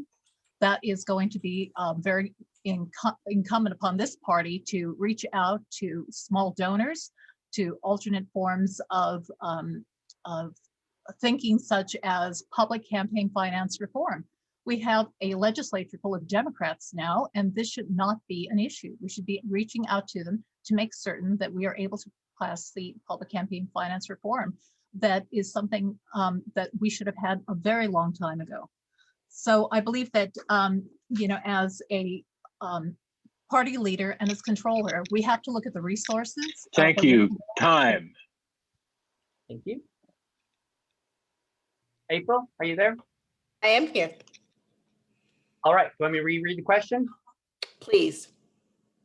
Okay, our CDP controller, Dana Weitzman, is stepping down. No matter who wins, you will be stepping into a first term as the party controller. What is your assessment of the party's finances, and what will be your top priority coming into this position? Thank you for the question, and thank you, Santa Monica Democrats, for having me. I'm really glad to be here. You're so welcome. First of all, as a new incoming controller, my first priority would be to listen more than I talk and more than I do. I think it's important that I connect with all of the controllers and treasurers of clubs and central committees across the state and really find out what you all think, what they think about what needs to be done in terms of making the party work for us at every single level. I think I can help do more to strengthen our party at the grassroots level by really working with treasurers and controllers all across the state to make sure they have what they need. In terms of the conditions of the party finances, I think we're in decent shape, but we know we can do more to make sure our party is powered by clean money. We need to move away from taking large institutional donations. We need to make sure all of the contributions we receive are aligned with our values, that we share a vision from the people who donate to our party, whether they're individuals or institutions, right? We need a shared vision and shared values, and that's who we should be taking money from. And I think it makes it really clear who we shouldn't take money from. Thank you very much. All right, so both of you have jumped into kind of the next two questions. So maybe what we could do is delve a little more deeply into them. I could read the questions, but one is on the bad money, which we know what the bad money is. Maybe we can start identifying some real things about where and what it is, or things we know of where it is bad that came into the party. And what's really interesting is talking about the future revenues and where we raise money. That was kind of the next question after that. Both, like I said, both of you touched on it. Since we've already touched on it, we don't have to gloss over. Maybe we can actually start digging a little deeper into it. So I'll read the questions and then we can flow into it. And one will be on the bad money, one will be on new revenues, okay? So when it comes to our party funding, a key question we now face is a moral one. How do we hold on to our California values while accepting donations from certain harmful industries such as private prisons, tobacco, fossil fuels, and so on? How and where specifically would you draw the line on acceptable sources of party revenue? So the sub-question you can, that's kind of new. Just we're going to bounce around a little bit. April, we'll just get back to you so you can continue. Sure, I'll pick up, where I started before. I think that we have to start answering this question again from a place of values, from a place of vision, from a place of what are our goals. Our party is a big tent, right? And so I think we need to, as a party, come together and make some decisions about what are our values, where do we draw the line, what do we want to accomplish together? And again, I think that gives us a roadmap about where we should and we should not take money from. Also, most importantly, I think that roadmap will always take us to our members. It will take us to Democrats. It'll take us to activists in the party. And I know that I'm a proven leader. I've worked as a union organizer for 20 years, and all of those 20 years I've been involved in COPE fundraising. Our union, my local 2015, raises tens of millions of dollars a year. I want to bring those skills to train the activists in our party about how do we build our own small dollar sustainable revenue fund so that we don't have to keep asking ourselves these same questions over and over again. We can be assured that our money is coming from Democrats. And so I think that that's how we need to go about taking this question about who we take money from out of the equation. Let's take money from Democrats. Okay, thank you. Norma? Thank you. I believe one of the most important things that we can do as a party is make our members aware of where our money is coming from and where it's going to. As controller, my hope would be that every month we would have a meeting and we would have that accounting for our central committee so they could also share that information with our delegates. I think one of the portals that CDC has is Follow the Money. So it was real interesting to see where our campaign money was coming from. I think we raised about 221 million last year, and we actually did pretty well the year before. So we actually had a loss of money this year. What we need to do is work with our central committees. They should be self-sustaining. We need to be able to provide them with conversations with other central committees that are certainly more well off. And I think the party needs to be able to help those central committees that are having a really hard time making ends meet. It's important that we have all our central committees well funded because they are the ones that are getting the Democrats elected in their areas and they need the extra help. I believe it's really important that you have someone like me. I'm a city council member. I have been a school board member. I have worked on budgets. I know how budget deficits work. And I think it's incumbent upon every Democrat out there, especially in the central committees, to give as much as they can. So we have to make certain that we use Act Blue, that we have a very robust donors list, and that we remember the pledges that we made about what money is acceptable. Time. Thank you. All right. So as I said, everybody kind of answered some of these questions already. So the next part of this question was, I'll read it, but then it's the second part that I really want to dig into here. Given the need to stay true to our progressive values, what is your plan to ensure the party is fully funded? How will we make up for any income lost by rejecting big donors with strings attached? Both of you kind of sort of touched on this, but here's something that is new, and I would like to actually hear some more in-depth, where you really think we can do this. And this part of the question is it feasible to fund the party with small donor contributions and membership fees, such as, say, like the social democratic parties of Europe, who don't have to take funding from big companies, or traditionally do not. They actually just, because they come out of labor, they just take money from their membership. Do you think we can actually do this? I mean, Bernie Sanders has done quite well, but do you think we can actually, could we actually feasibly run the party just, on that, or with limited amounts of money coming in from, wealthy donors or corporations? All right. April, I'll give that to you first, and then Norma. Thank you. It's not going to happen overnight, you guys. I wish that we could wake up tomorrow and not have to take institutional money, to not have to take corporate money. That is just not reasonable if we want to be able to continue to fund campaigns in a really expensive state here in LA, in an expensive market that we have to run campaigns in. So I'm a realist, right?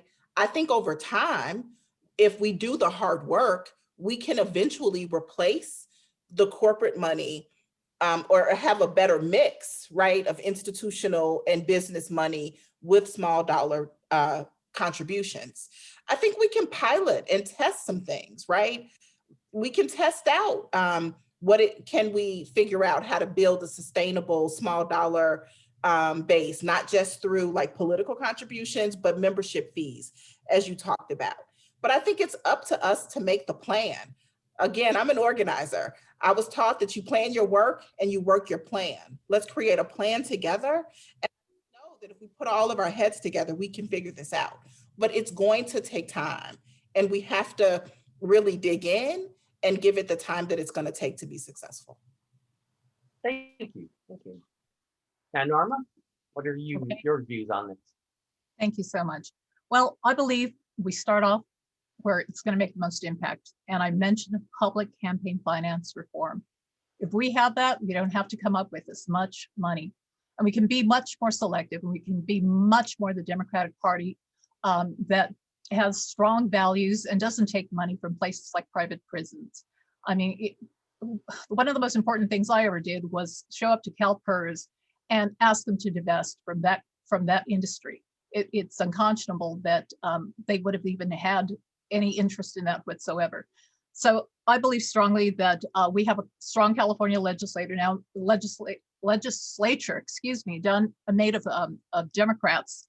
And there is no reason that we cannot pass this now. It should be done right now. And we need to hold our Democratic California legislators accountable and ask them why this has not been done. We have the numbers now. As for unions, I know that many of the unions require the members to pay a certain amount of fees, dues. And some of those dues have a small portion taken over into a fund that helps fund those political action committees that they have. So that's already being done. I would recommend that the party, have these robust conversations. We have incredible talent out there, and this is one of the And things. time, please. All right, so we've come to the end. You can continue on some of this if you want, but I mean, now we have come to closing statements. So, well, Norma, since you're speaking, if you want to continue, I don't know if you feel like that, since you've already been, you can continue with some of your statement and go into. Okay, sure. Well, thank you so much. First of all, I want to thank you for allowing us this forum. I think I've learned a lot from listening to some of the wonderful candidates and what they have brought to the table. I think they're very important conversations that we as Democrats need to have. I'm serving as the Northern Vice Chair for the Chicano Latino Caucus. I have served on school boards. I am a city council member in West Sacramento, and I was the former president for SEIU Local 768, as well as a working steward. I have very strong commitments with the party. I have served on the Credentials Committee, and I also served on the Voter Services. In the Voter Services, I co-wrote the manual, high school voter registration and civic engagement. And I've traveled up and down the state on my own dime to help register 11,000 young people and to show Democratic activists also how to continue that spirit of activism. I think it's really important to realize the role of controller is going to be very important as we continue to grow our base of Democrats. But another conversation that a controller must have is how we're going to do that outreach. We are not doing the outreach in areas that we need to be doing outreach. We've lost some congressional seats, and that should be a wake-up call. We need to be out there reaching out to the Latino community and to the Asian community. That is something that I believe is necessary in a conversation for all our party members to have. So as a controller, I will also be having these conversations with my fellow e-board members and with other leadership in the party. I think it's important to hear what everyone has to say. Our best ideas often come when we share with each other. So I just want to say that I am very much committed to the party. I have always participated in everything from phone banks to helping people. Time, and thank you very much. Thank you, Norma. Thank you. All right, April. Platform's yours. Thank you. I am really, really proud to stand before you as a candidate to be controller of the California Democratic Party. I'm even prouder to have won the support just last night of the LA County Democrats, to have the support of important leaders on this call, like Derek Devermont, DNC member and member of your county club, of your club board, of Ada Briseño, who's on this call, Mark Gonzalez, who's on this call, and others who aren't, like Supervisor Holly Mitchell, Mayor Robert Garcia, the chair of the Black Caucus, Taisha Brown, and so many other Democrats who have said that they trust me to be the controller of this party, to be a new, fresh voice, to have a different perspective on leadership. I am all about bringing people together to get things done. We are a strong party, but we have so much work to do. But I know that together we can make California a state where the dream of a California for all can become a reality. My leadership, just me sitting here as the local leader of the largest union in California, I've defied the odds. I'm a hard worker, right? I roll up my sleeves and I get to work. And I want to continue to do that on behalf of the California State Democratic Party. So I look forward to earning your support, but I look more forward to keeping your support. Thank you very much. Thank you. Thank you very much. Thank you both. That was really great. Some tough questions there, but okay. Well, okay. Now we move on. Now we get on to the chair's race. So, is Delaine and Rusty here? I'm Are they here. available? Hello, Rusty. How are you? Well, and you? Oh, hanging in there. Yeah. Good to see you, Rusty. Is Delaine available? Is she here? I'm here. I'm here. Oh, hello. Hi. How are you? Hey, Delaine. Great. Great All to see you. All right. So, okay. So we'll just launch right into this. Delaine, we will start with you. The first question is on state of the party. Briefly sum up the state of the California Democratic Party as it stands in early 2021. What are its strengths and its weaknesses? And what are the most important changes we must make immediately? Well, thank you very much for the chance to be with you tonight. And I wish we could all be together in person, but there you go. Oh, yeah. I'm running because I'm very concerned about the California Democratic Party and some of the divisions that exist within our party. After the November losses of some key propositions and 4 congressional seats, in spite of a big win for Biden and Harris in California, engaged Democrats from all around California called me and asked me to step up and lead our party. I was excited by the opportunity to unite the party, and and that's something I've done in the other positions I've held. So I want to get us together on a mission to win back the seats we lost and to build better party benches in local races. Just because they're nonpartisan doesn't mean the party shouldn't have a bigger role. I want our values to resonate with young and old Democrats and everybody in between. And my formative experiences as an adult were very affected by this party and by my time in public service. So I want to give back to the party and bring in as much energy and inspiration as I can. I really do believe that we should put the democracy back in the Democratic Party. It needs to be more open, and it needs to be much more exciting for the young people, because we're losing a lot of them. Thank you. Thank you very much. Rusty? Well, Dami, and to Santa Monica Democrats, thank you for the opportunity to be in community and conversation with you this evening. I think the state of our California Democratic Party is strong and getting stronger. The reality is that we have grown over the last 2 years. We have grown by nearly just over 2 million new Democrats. In fact, we hold 46.3% of all the voter registration territory that there is in this state. In the most recent election, we won 2 state Senate seats. We held our own in the state assembly. And certainly while we have challenges on the congressional level, I'm proud to have the support of Christy Smith, TJ Cox, Harley Ruda, Gil Cisneros, and in fact, 10 of the 11 congressional great Americans. I think we've got a real challenge in front of us though, in 2021, not the least of which is a important potential recall, a Republican recall of our governor that we have to get ready to defeat. The next chair of our party will have to be prepared to defeat that on day one.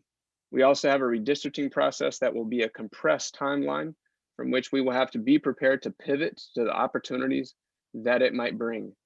And I think our long-term challenge is not to solely focus on electoral victories, but to be in position to organize on a year-round basis to implement the policies that ultimately improve people's lives.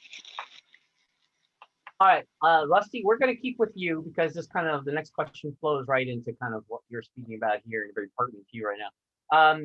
The party chair can be judged by many metrics, but the most important metric is election results. During Rusty's tenure, we lost 4 of the House seats we picked up in 2018. Where did we go wrong in 2020? Who and what is to blame? What is your plan to win back these seats in 2022? Well, first, some have tried to lay the losses of 4 congressional seats solely at my feet. And while I may not have personally lost those seats, I do take it personally. I've won and lost races before, and I certainly don't like to lose them. I do think we have to take a close look at each one of these seats and see what worked and what didn't in each one of them. The reality is the review that we've done so far shows that we saw a depressed Republican turnout in 2018 and saw a Republican surge in 2020. In 2018, if you wanted to vote against Donald Trump, you voted for a Democratic member of Congress. In 2020, if you wanted to vote against Donald Trump, which a lot of people did, you voted for Joe Biden. And then you reassess those candidates based upon the other candidates they were running against. The second, I think our lack of ability to have a real ground program like we had in 2018 made a big difference, especially in the 25th, especially in the 21st. And secondly, we got to look at each specific seat where there were some interesting dynamics within those seats.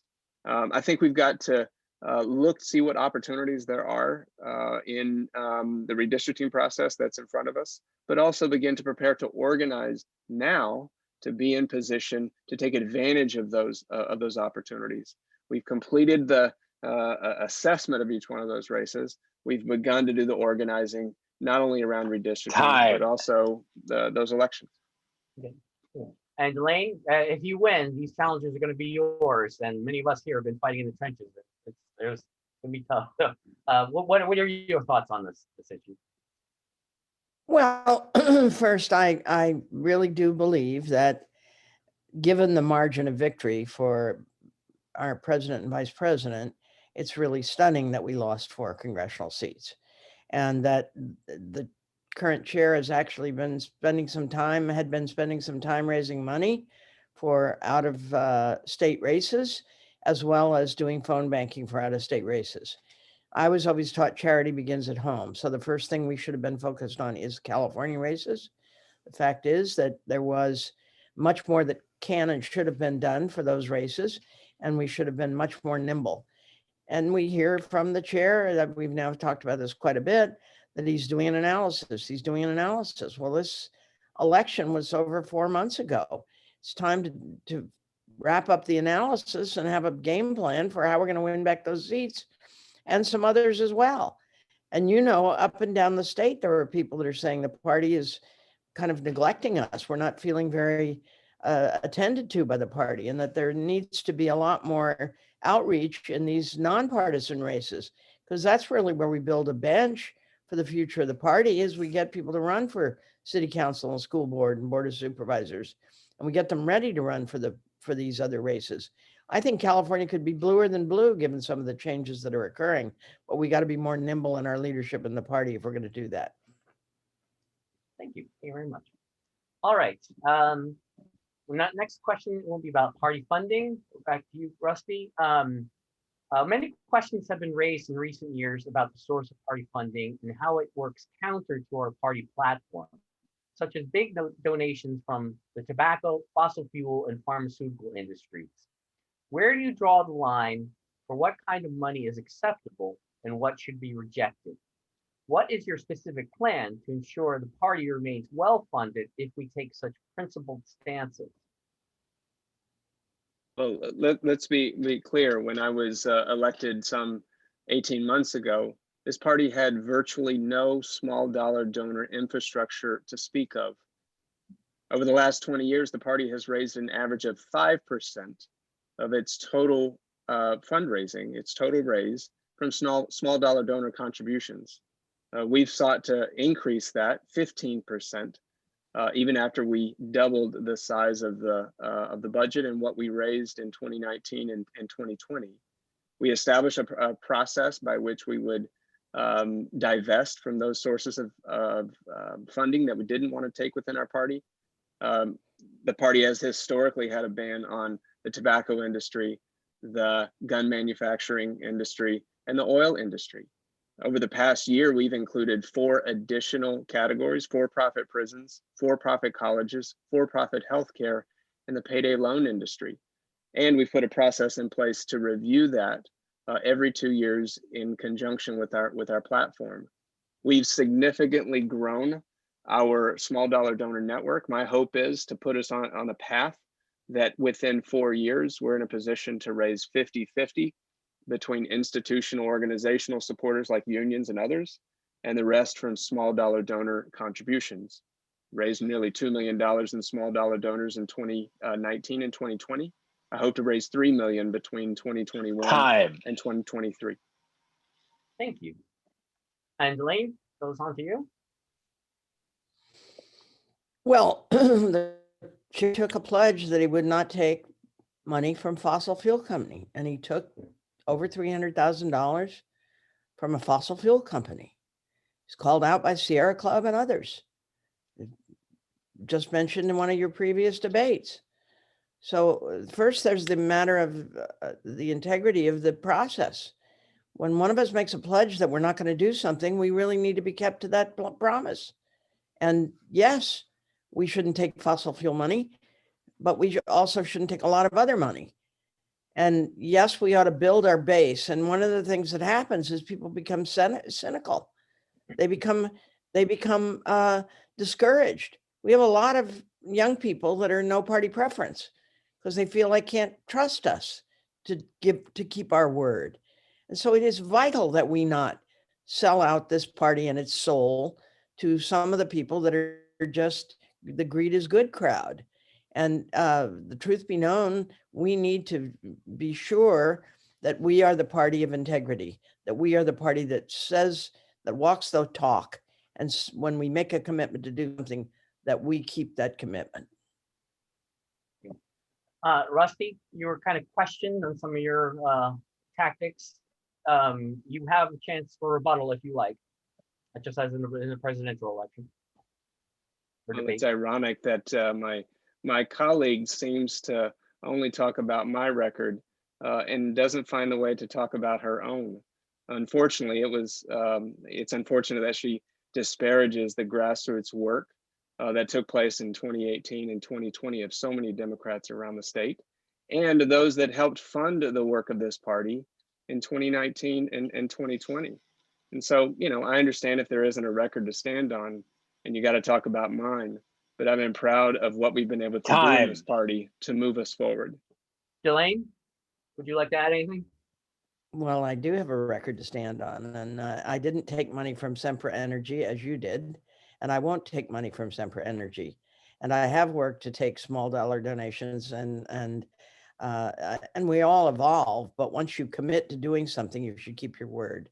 And so, in fact, we are in an era where we really do, as a party, need to have a lot more commitment to certain values, and we got to keep our word, or the young people will write us off. And pretty soon you'll have a third and a fourth party, and we don't want that. We want a Democratic Party. All right, Delaine, since we're kind of mixing up, going who's first and second, we'll go back to you on this one, and this is on sexual harassment. 2 years after the sexual harassment allegations involving our former chair, how is the party doing in responding to such incidents now? How do you think the party handled the independent investigation into the Bauman allegations? And what changes must the party make in order to be better responsive to survivors of harassment who come forward? There's an elephant in the room, and the elephant is that a lot of people knew that the previous chair was a predator. He had a reputation, and a lot of people knew that he was bringing bottles of whiskey in at the start of the day, and that he was completely inappropriate, not only in what he said to men, but to women. So there should have been much higher standards for the candidacy in the first place. And then there should have been a much more open process in terms of what in fact was paid out of our party to buy the silence of people that had been terribly abused. And third, there needs to be a much clearer advocacy for the policies of the future that will ensure that no more thuggery happens in the Democratic Party. It's bad for us. It's bad for the men and women of the party who care about things like our integrity. And it was a terrible blow. And it really does discourage a lot of people that there's questions about his victory in the first place, let alone the fact that he was allowed to get away with what he got away with for as long as he did. Thanks. Rusty, you had to deal with it, so can you give us your answer to this question? Hey, well, I appreciate the opportunity to educate the body on the progress that has been made. First was to establish a new code of conduct, put in place an independent investigator, independent ombudsperson, third-party investigators, a conduct commission, in a process that's been working for over a year. We also have a task force that actually is reviewing the first year of the implementation of that system to improve that system, including 2 survivors, 2 victims from the previous chair debacle, and 2 individuals who have been a part of the current system. And with regards to doing right by those individuals who were harmed by the previous administration, we came to an equitable settlement with them with no non-disclosure agreements that were a part of those. No one was silent, no one was bought off. And the insinuation of that, frankly, demeans the equitable settlement that we arrived to with those individuals. And lastly, with regards to the investigation that was completed, I put the interest of survivors ahead of any personal, political, or professional agenda of any leader in this party. All of those survivors, all of those victims agreed unanimously not to share any part of that investigation, and I back their decision. Time. Perfect. All right, Delaine, we'll go back to you.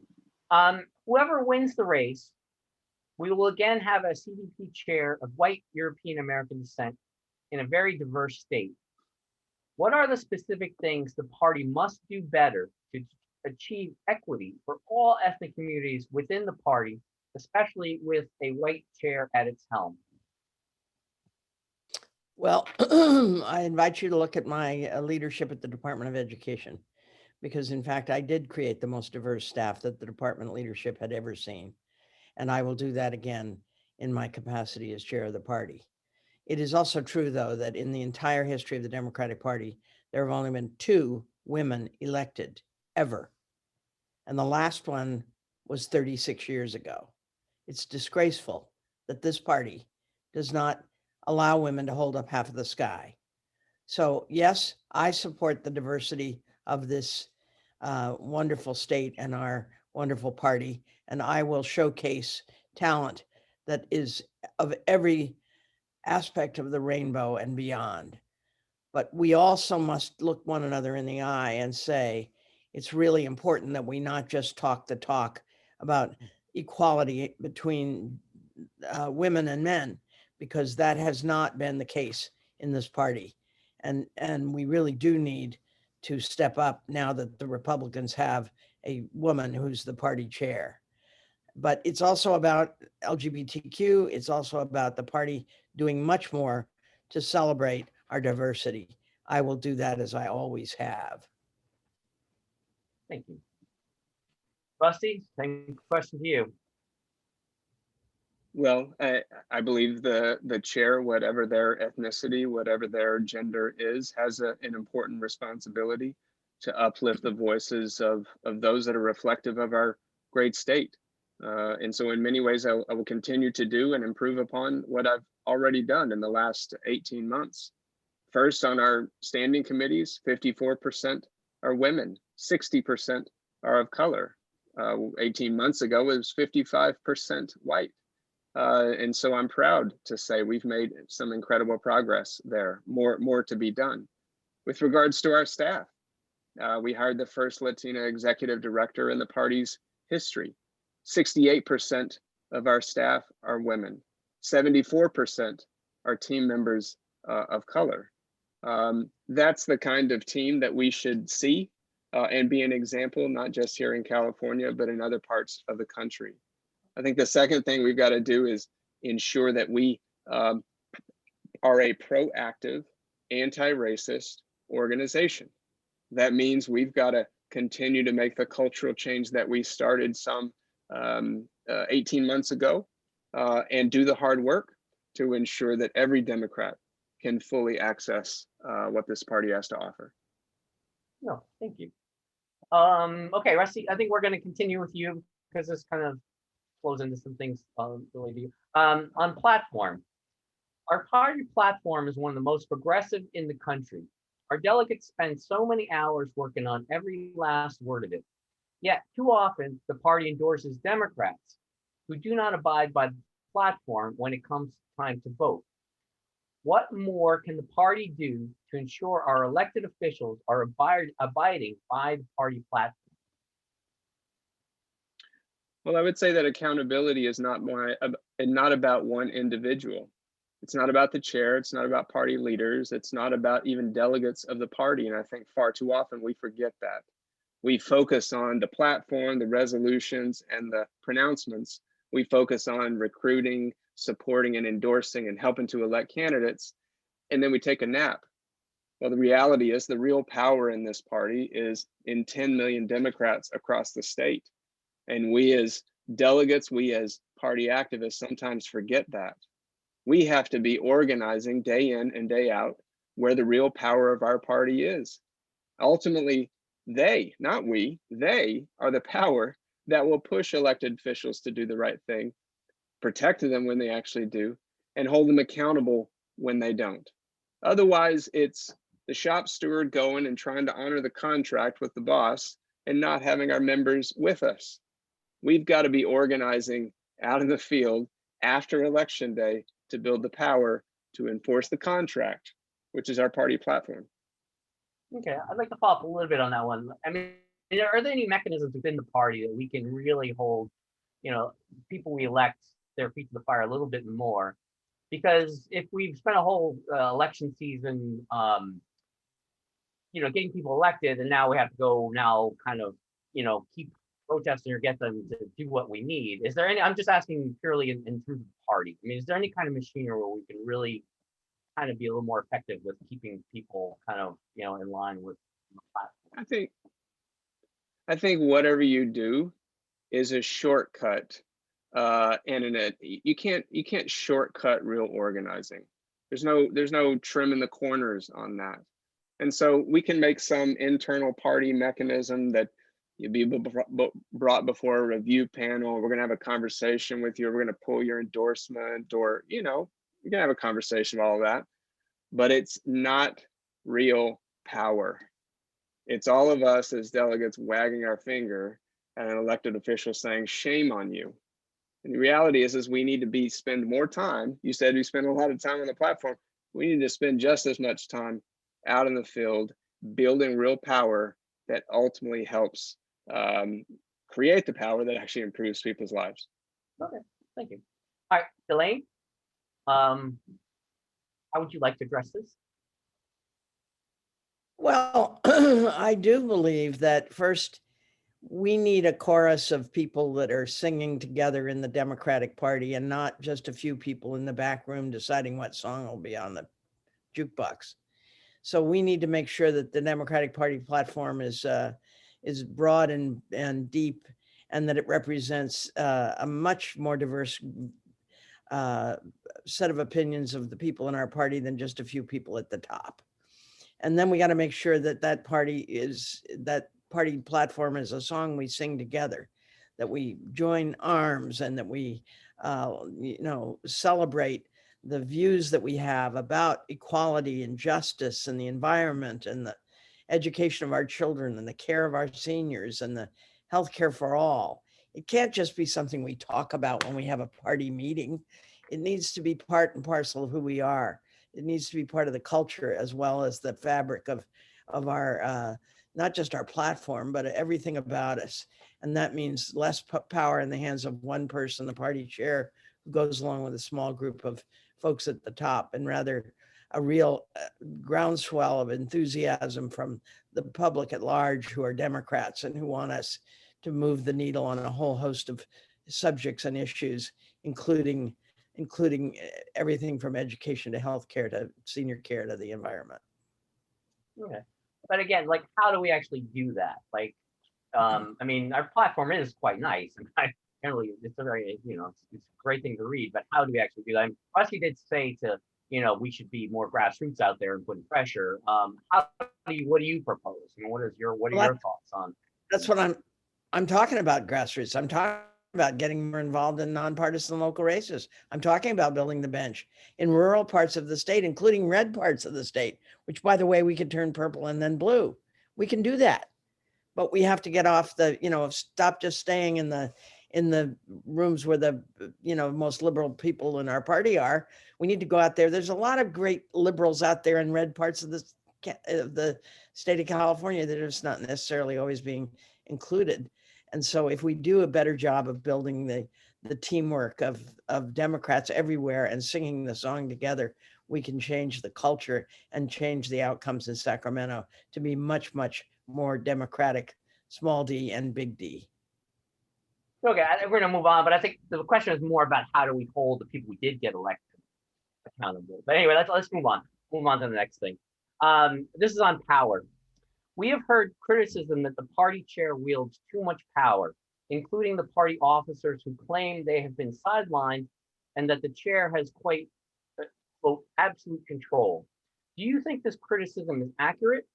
Should the power of the chair be divested into other officer positions? Busty, I think we'll give that to you because, you're in this role now, so. Well, if somebody wants to sit in this role, you'll see just how much power this seat actually has, which is certainly not as much as people imagine. I do think that, I certainly believe in shared governance. I come out of the labor movement. I believe in the, a balance of power within organizations. And I do think there's opportunities to have more of a shared governance model within the appointment process, within the programmatic direction of the party, or within the financial oversight of the party. We've begun to do some of that already. I think I'm one of the first chairs that actually put in place an annual budget and had it approved by the finance committee. Some of this complete an annual audit every single year that I've been chair. I will say I stepped into this role. It's interesting. This has become an issue, within the past year or so. When I stepped into this role, the party was in a little bit of a challenged position. And I sought to put the stability of this party, again, ahead of any personal, political, or professional agenda of any leader in this party. And that has drawn the ire of some. But I believe that this party is more important than any one of us. And so I look forward to the continued conversation about how we have that shared governance amongst the officers and the leaders. Time. Okay, Delaine? Well, I agree that we need shared governance, and that it does need to, in fact, be more of a sense of purpose and responsibility on the parts of a broader number of people. That there is, in fact, too much power in the hands of the party chair, in my view. And I'm old enough and long enough in the tooth that I don't need to be the queen of the forest. I want to be the leader of a great Democratic Party that does, in fact, build a much, much stronger leadership team. If I give you one pencil, 20 pencils one at a time, you can break them all. If I give you 20 pencils together, the strongest man or woman on this call can't break them.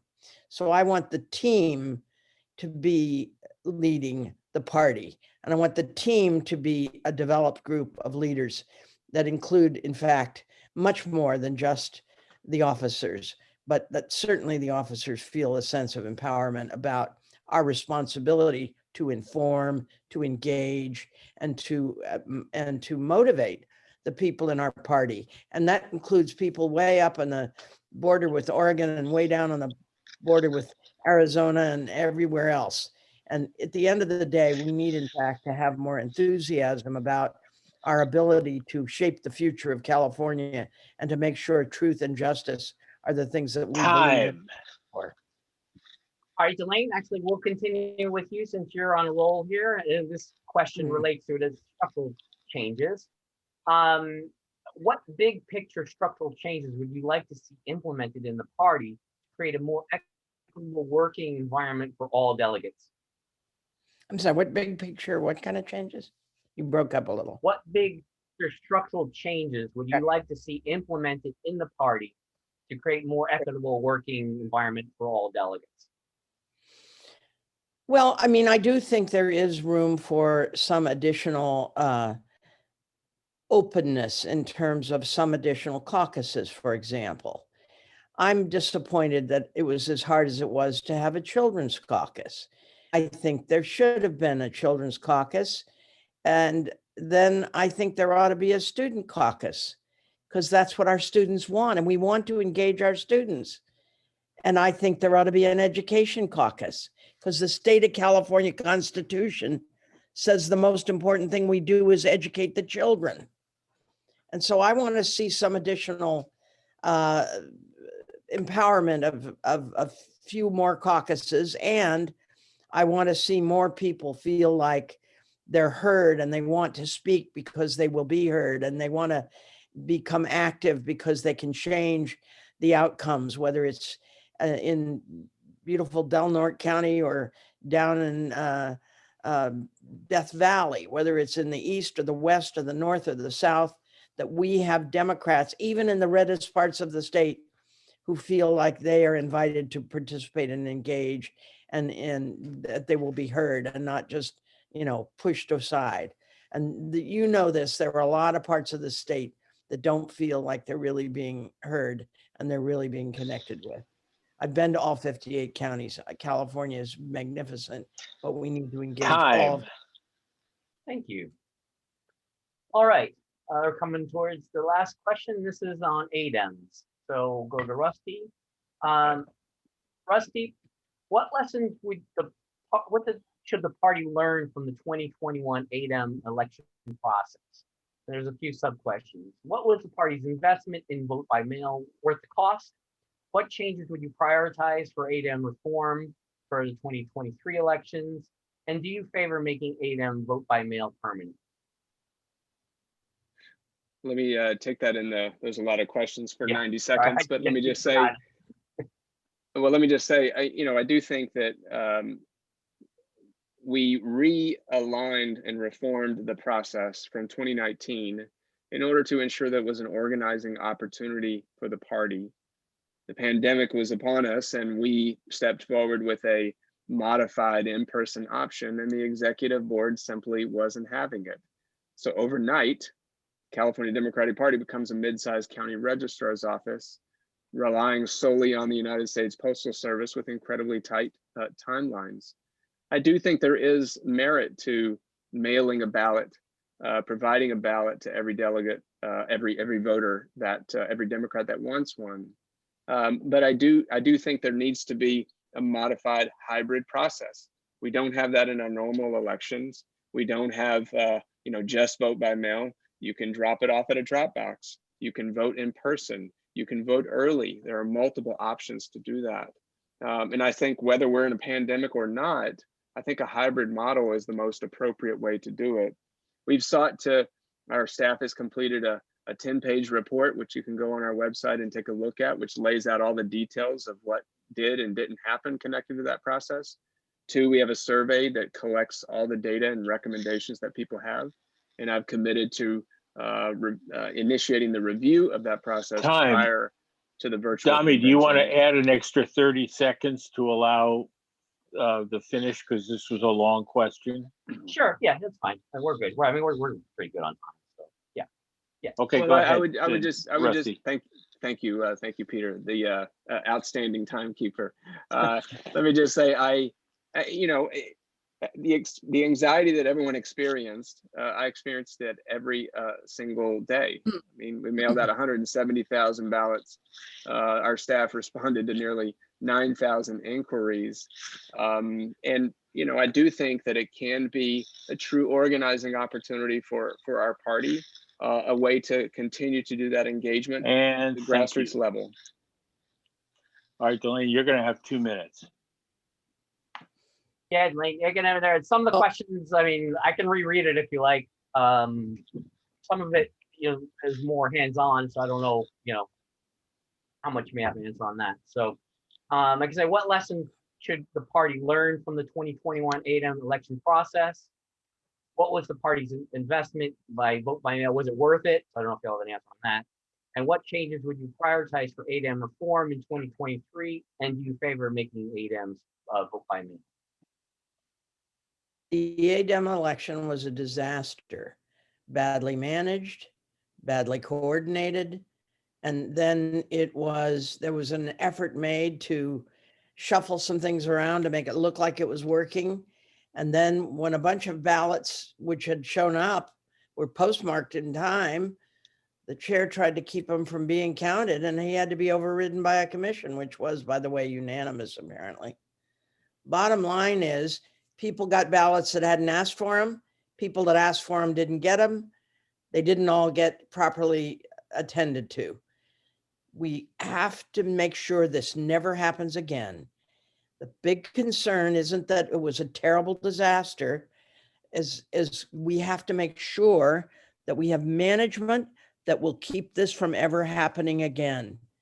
Bad enough that it happened, but then there has to be some confidence that somebody's in charge that will in fact assure that we did take care not only of the issues and problems, but that we put in place a process that is absolutely transparent.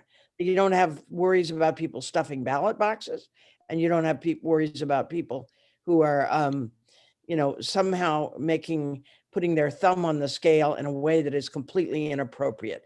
The Democratic Party has got to adhere to democratic values, and it's got to have good management and organization, or it loses all credibility. Why would somebody become a Democrat who's a 25-year-old new voter who looks at us and thinks we look like we running around with our shirt tail hanging out? Well, thank you, Delaine. We've come now to closing statements, and Delaine, since you're on a roll there, why don't you just continue? Why don't you move into your closing statement? Well, at least I'm on a bagel. I want to thank you for the opportunity to be here tonight, to all of you. And the party I lead will reflect our democratic values, not only in words and a platform, but in the way we raise money to fund our work and the way we make decisions. When I'm chair, we will be a party championing, yes, living wages and campaign finance reform, environmental justice and social justice, and Medicare for all.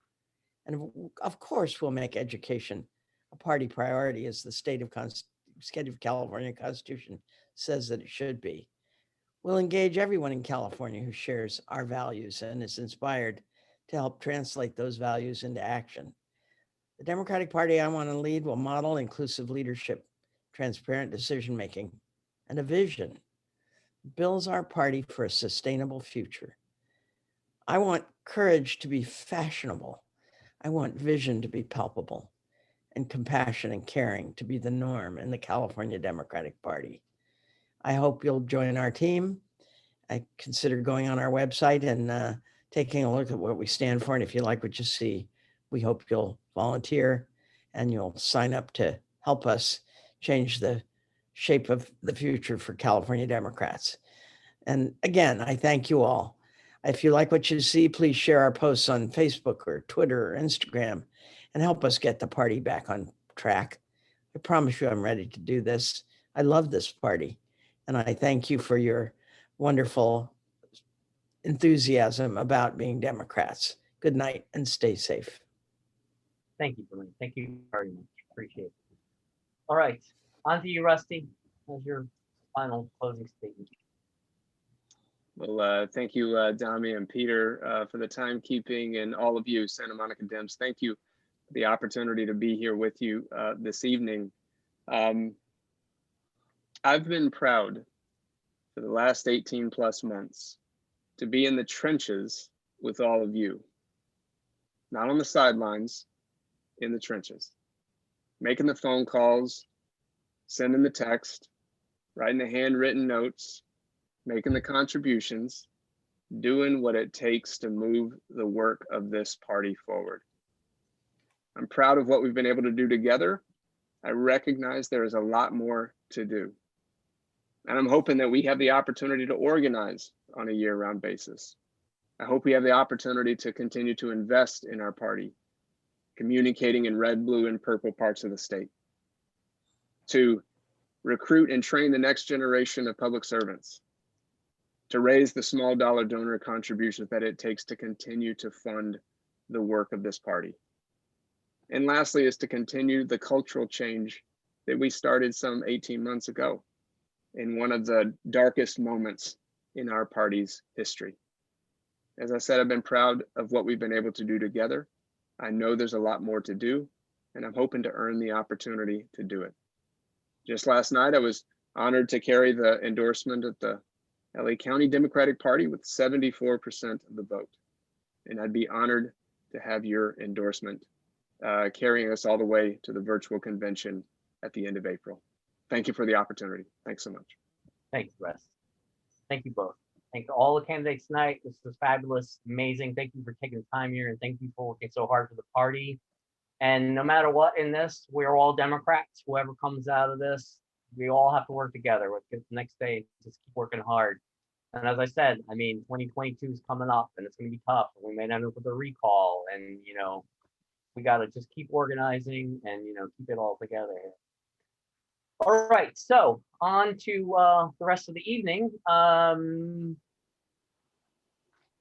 think I am kind of done with this part. We do have some things on board recommendations. I guess I'll bring them up now. The board did vote on things, kind of tricky vote, but for chair, we do recommend Rusty Hicks, but vote was a bit limited. We had 5 yes, 3 abstentions, 3 recusals, and 1 absent. So it was a little tight there. And then for vice chair, David Campos, and as read into the minutes, 5 yes, 5 abstentions, 1 recusal, 1 absence. And for the other races, we didn't come to a conclusion. So that is the end of this process here. I will turn it back over to John for the rest of the program, and we'll take it from there. And again, thank you, everybody. Thank you very much. Okay. I think All right, John, are you there? Yeah, I think we owe Dami a big round of applause for the amazing job he did moderating this event tonight. I mean, that was really great, Dami. Yay, Dami! Thank you, everybody. Thank you. Hiya, Dallas. I can't wait to see you. So another candidate here. So in just a few minutes, we're going to send out the ballots to everybody to be able to vote. I see here we have 53 members in good standing at the meeting who are signed up to get the ballot in just a few minutes. If anybody has any issue receiving the ballot, send me a message in the chat so that I can help you get assistance with that. The voting is going to be open until 9:30 p.m. and at 9:30 we'll announce the results. And we've got a bunch of people who are going to be coming through to give some speeches, comments, reports, updates with the board, some business to do. So we're going to start it all off with our great secretary, recording secretary, Amy Bishop Dunbar, who's going to read some items from our secretary's report. Okay, hello Democrats. It's very nice to get to meet all of you and see some of the party leadership really adding their thoughts and contributions. I'm here tonight to read in some of the activity that was taking place between the last general membership meeting and this one in terms of the board activities. I am going to just kind of be really dull right now and read over some of our motions we made. Some of our stuff is showing that we are reaching out into our community. So in our executive board meeting of March 3rd, we made 6 different sorts of motions approving the minutes. A second to support AB 721, our very own Assemblymember Richard Bloom's bill that relates to affordable housing and removing covenants and restrictions or language that would restrict the number and size of residences. This is really important. We recognize California needs more affordable housing, and this is a thing that we, as a board, strongly supported with 11 yeses, 1 abstention, and it passed. Another motion was regarding our bylaws and the incorporation of an LACDP grievance policy. So we made a third and a fourth motion to combine the LACDP grievance policy with the bylaws and update the bylaws. And the second, or this fourth motion, was to form a committee. The fifth motion was again looking at our neighborhood and equity, and something that had come up as a letter to audit the Metropolitan Water District. And the club was sent this letter. We do have filings of the motions and documents in our records. This motion was again 11 yeses and 1 abstention, and it passed.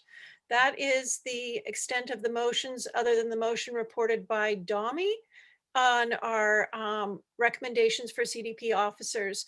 One virtual motion came up just actually as a city council activity that went to the city council on city council item 7D. This was actually regarding opposing the city council adopting a noise ordinance. So that is it. If you have any questions about the context of what these motions are in any detail, I can certainly give you the information if you reach out to John. Thank you, everybody. Thanks, Amy. And just a quick update on that last night, Councilmember Bach, who had asked for that report, item 7D, ended up pulling the item partially as a response to the fact that we were making a lot of noise about it. So that was great. And I also wanted to update an item from our last membership meeting. We did have a straw poll on whether or not we supported the hero pay consistent with what the LA County passed. And last night, or we had sent a letter to the council reminding them of our position. And last night, the council also passed a hero pay in line with what the rest of the county did. So great news on the local front. Okay, the ballot should have gone out. Let's see if it came in the email yet. Yeah, I just got mine. So it will say Santa Monica Democratic Club. And then the subject line is vote now, CDP officer endorsements. If you didn't get it, first check your spam, because sometimes it just goes to spam. And if you still didn't get it, send me a message in the chat and I'll take care of you. Okay, we got 29 minutes to vote. So get that going. In the meantime, we'll go to our next item, which is our legislative committee update. And here to give that report is our vice chair of the legislative committee, Sarah Pinho. Sarah? Thank you, John. Hi, everybody. Great to be here with everyone and witness such a vigorous debate. My name is Sarah Pinho, as John said. I use the pronoun she, her, and I'm the vice chair of our legislative committee. And I just want to uplift Anastasia, our fearless chairwoman. She couldn't be here today, but she is, well, a fearless chair. So we're grateful to have her leading our new committee. So last month, actually, I think, John, are you going to be sharing the screen? Yeah, I was just voting and now I can do that. Okay, 1 second, here we go.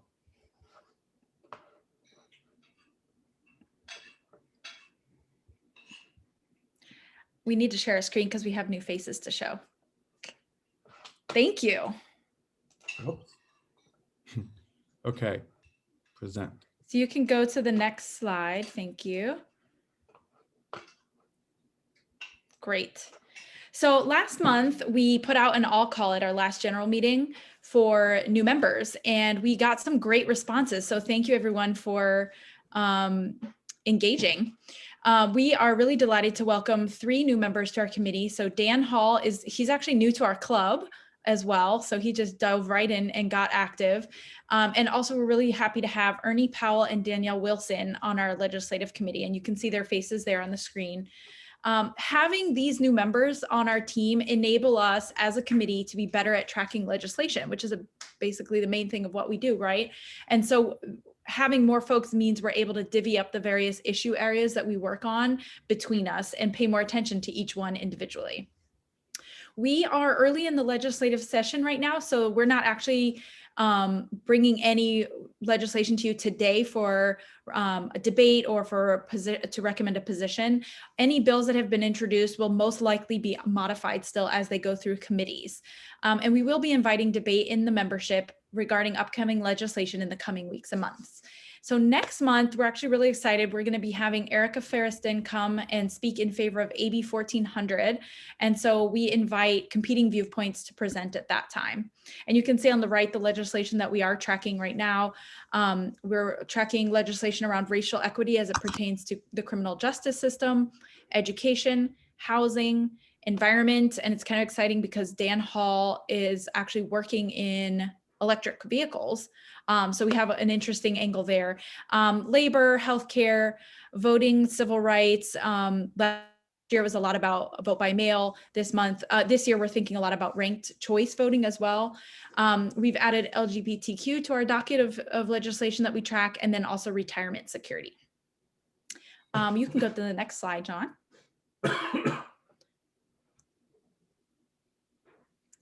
So this slide is familiar. It's kind of what we had up last month when we told you about what we do.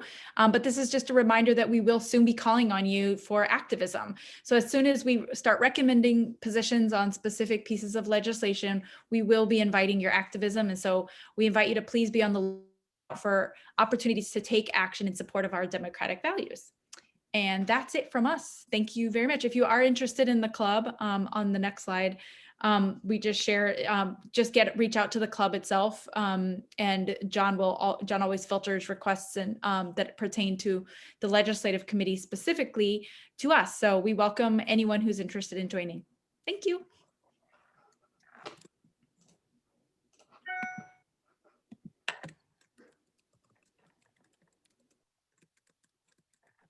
Thank you so much, Sarah, for that presentation. And yeah, we'll be having some follow-ups next month and in the months to come with more stuff that we'll be able to endorse bills and let our legislators know what positions we've taken.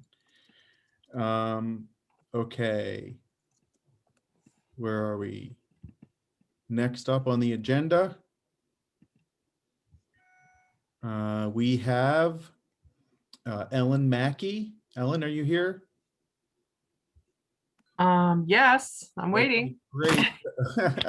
So Hi. Ellen leads the Women's Caucus at the Metropolitan Water District Employees Union.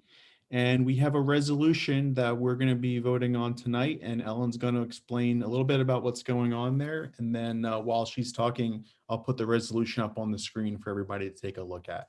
Go ahead, Ellen. Okay. Good evening. Excuse me. Let me stop this. I like to time myself. Good evening, President Katz and Democratic colleagues. My name is Ellen Mackey. I'm an ecologist and chair of MWD's AFSCME 1902 Women's Caucus. I'm here to speak on the Metro Water Board resolution. I'm introducing the Women's Caucus, which became an official subcommittee of AFSCME Local 1902 on April 16, 2020. As we celebrate Women's History Month, the AFSCME Women's Caucus is celebrating our first anniversary. Our mission is to proactively address a culture of sexism, racism, misogyny, retaliation, harassment, and sexual harassment towards women and LGBTQIA+ people that permeates much of Metropolitan, from our offices to our field facilities. The LA Times detailed some of the Women's Caucus issues in an article on February 12, 2021, outlining some of the abuse faced by tradeswomen in desert and field facilities. The February 20, 2021 article included Nuri Martinez's option to disengage with Metropolitan, as LA water needs cannot be the reason we avoid difficult discussions about women in the workplace. And then this Monday's op-ed piece calls out Metropolitan arrogance tied to its mid-20th century approach to both infrastructure and attitudes towards gender and race. For further background, in November 2020, the Women's Caucus, together with 3 board members, Sylvia Ballin, Charles Trevino, and Adon Ortega, successfully pressed for an independent outside investigation of the culture of abuse at MWD. We specifically stipulated a thorough, full investigation that ranged freely to include every witness and issue raised. Since then, the retaliation has begun. Board members Trevino and Ortega were removed from their position. Gina Chavez, Native American tradeswoman, is under investigation as a result of a threat assessment she filed. She's also on admin leave until the retaliation investigation is over. The 2 other people in the article are on unpaid leave. I am under increased scrutiny for my time and work projects, and the investigation itself may have been compromised through interference from MWD board chair and executive management, especially the GM. We are requesting this club send a message that you, 1, support the independent outside investigation that is uncompromised and without interference, and 2, support the resolution for the Joint Legislative Audit Committee that to request the state auditor to conduct an investigation of allegations of wrongdoing within or by the MWD and to provide recommendations for further action. This audit complements the independent outside investigation. As MWD faces the selection of a new general manager, we hope, and increased legislative scrutiny due to workplace abuses, we hope we can count on your support. In addition, I invite you to listen to an interview with Claudia Shambaugh on KUCI, Ask a Leader, from 2/23/21 called MWD Safe Water, Toxic Workplace. You'll hear more about our experiences firsthand. Thank you. Thank you so much, Ellen. And so I just had the resolution up on the screen, and I'll just share it one more time just to show what the resolve clauses are. So we are resolving that the Santa Monica Democratic Club calls upon the Joint Legislative Audit Committee to approve an audit of all personnel policies and practices of the MWD, including human resources and safety procedures and policies, to guarantee workers have a safe working environment free from sexual harassment, bullying, discrimination, and retaliation.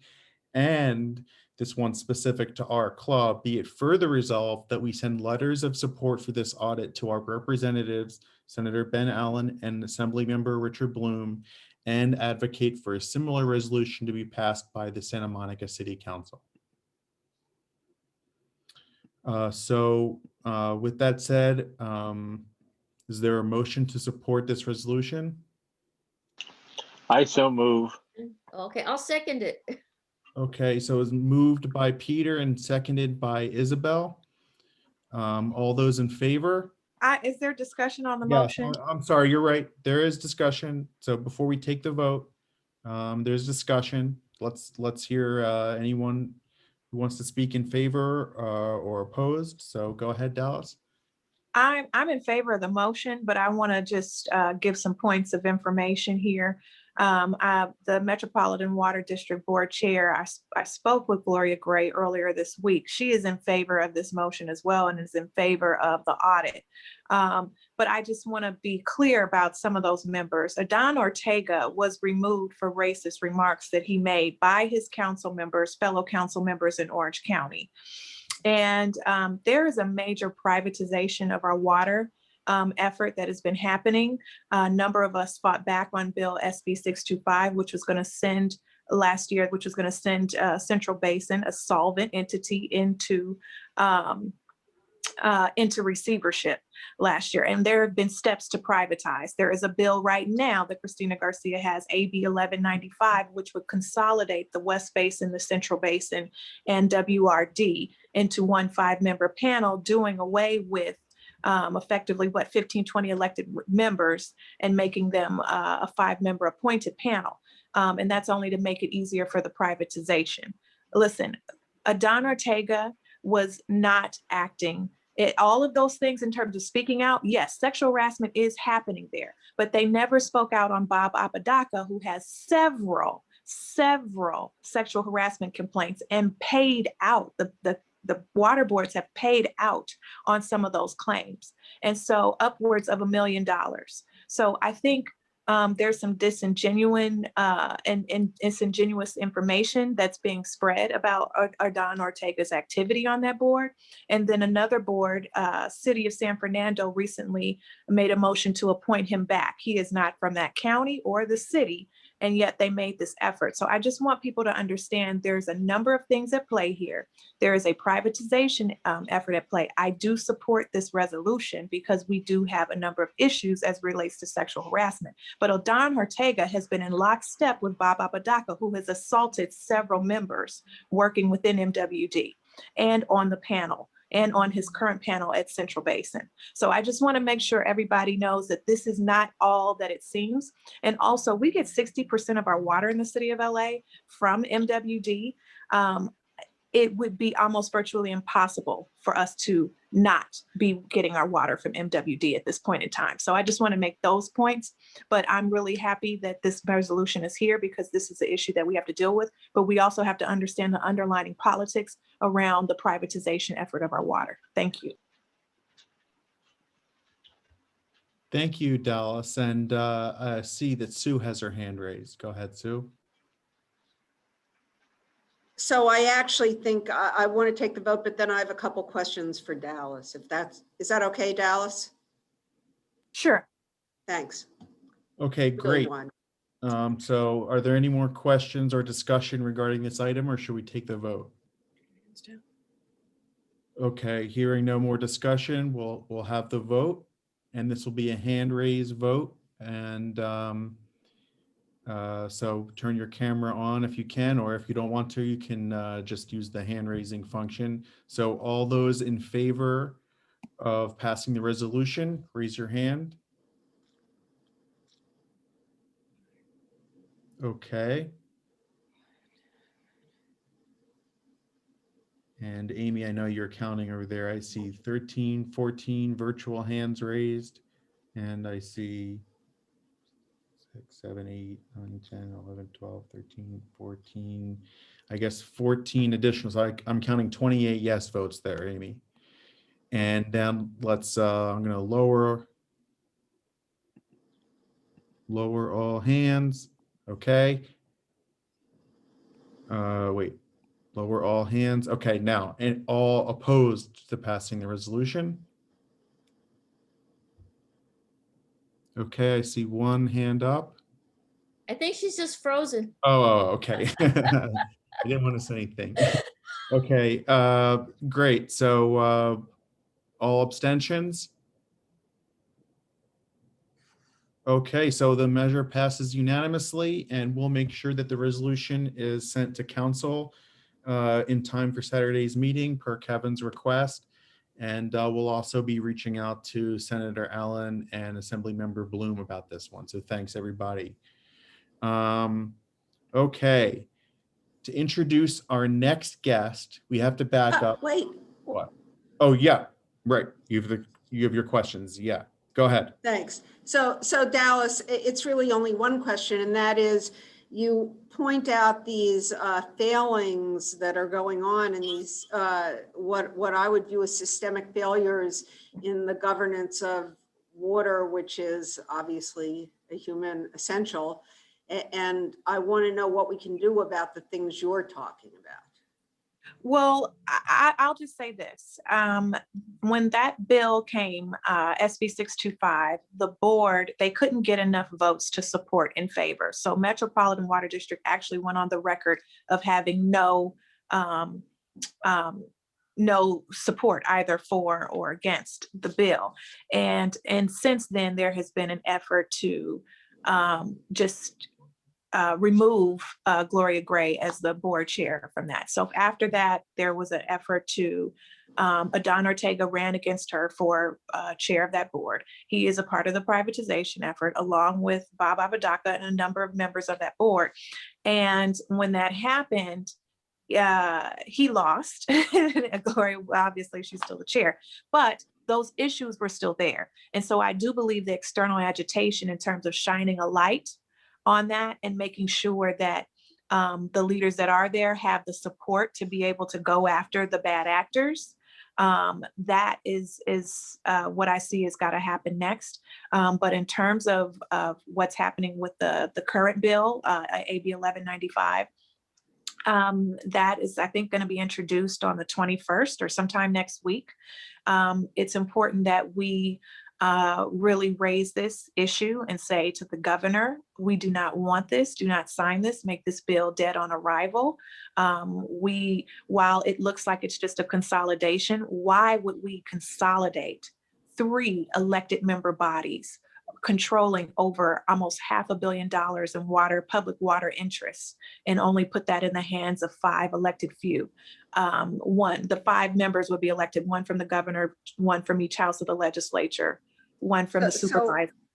Are we taking this up in the party? This would be the last. Are the ledge committees in the party taking it up? I'm not sure if a resolution has been done. I think that I just got wind of the bill early last week. So I think there is some efforts that are happening. I've been watching this. The coalition last year, we started the California Coalition for Clean Water and Reliability, and it's a coalition of all the environmental justice groups that were opposed to that. And they are going to be coming out. We've had meetings with Indivisible, Food and Water Watch, Sierra Club. We are really working to say no in a very loud way, and it will take all of our clubs. And I think the bill does have to come through, as Dina said in the chat, through the legislative committee. And so I'm hoping that our members will be very vocal about this effort. And just so you know, there's also a federal effort that is being reintroduced by Dianne Feinstein, Senate Bill 2596 in the Senate, and it essentially targets low-income communities of color and forces those water boards to joint venture with private water. We have a very big issue happening here, and it's really important that we pay attention. Even our assembly members, Christina Garcia and Wendy Carrillo, they have these sexual harassment cases that they're being represented by the water attorneys. There is a long way that they will go to essentially enact this hostile takeover of our water. And the companies that you should be looking at is Suburban Water Systems out of Orange County. They are a wholly owned subsidiary of Southwest Water, which is based out of Sugar Land, Texas. They've already done this process with the Sativa District in Compton. That was their tester. They put it through a phase of 3 bills that put it into privatization. So that's the summations of it, and you all are fighters. You know how to respond to this too. Thank you, Dina. Thank you, Sis. Thank you so much. Thank you, Dallas. Thank you, Dallas. Well, I have to say that discussion stepped on my introduction a little bit, but I will introduce our next speaker, our just now speaker, and also our next speaker. We have to back up just a little bit for some context. So first of all, last fall, there was an open seat on the Board of Supervisors. It was a hard-fought race, eventually was won by former SMDC guest Holly Mitchell. So that opened up a special election for Holly Senate seat SD 30. And that was also a hard-fought race. And last week, it was won by another former SMDC guest, Sydney Comlonger. You may guess where this is going. Sydney's win now opens up an assembly seat, 8054, which is right next door to us in 8050. 8054 represents a lot of West LA, Mid-City, Culver City, and even part of downtown LA. Now, Santa Monica Dems doesn't endorse an 8054 or any district outside of where Santa Monicans can vote. But anytime a member of our club is running for office, we always give them a platform to talk about their campaign. And in this case, we have someone running who's been a member of our club for a long time, who's been a guest panelist of our club, whose mom has been endorsed by our club in her DNC race, of course, Dallas Fowler. So let's please give a warm Santa Monica welcome to Dallas. I pushed the wrong button. Okay, greetings. Thank you. Sorry, once you guys started talking water, I had to get in there on that. It's just too critical of an issue, and I'm glad I actually got to address it separately from my run. Thank you. You guys always rock with the best panels. and ask the greatest questions. And I always feel included in that process. I always feel like even if there may not be somebody who looks like me in the room at the moment, the questions are still there, and that's what matters. And so thank you for that. But yes, I am going to be seeking the 54th Assembly District in a special election. The governor hasn't called it, so I can't even tell you what month it is, but I'm expecting sometime maybe June or July. We don't know. But there are a number of issues that we have, and how we recover from this pandemic is critical. And the reason why I'm running, the main reason why I'm running, is because I'm seeing fewer and fewer opportunities for people in my generation. If you're a late X or early millennial, Zennial, whatever you want to call us, the opportunity for owning a home is slipping away for many of our communities, as well as we are in the middle of a pandemic that was already happening, in the middle of a climate crisis, and how we're dealing with the environment, as well as a housing and homelessness crisis. And so my background is in construction. I don't know how much time I have, but I'll just take maybe 2 more minutes.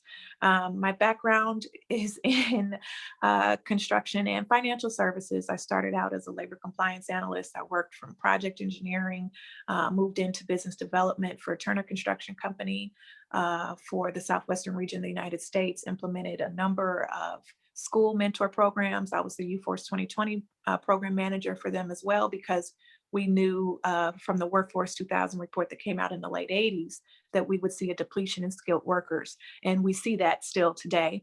But there are mentorship programs that I implemented even within this district that are still there today and been around over 15, 20 years, helping to engage and mentor kids in the areas of architecture, construction, and engineering.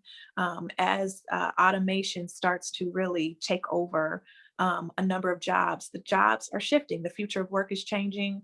Our cheese, how we make our money, is moving. The money itself is changing in terms of various currencies coming onto the market.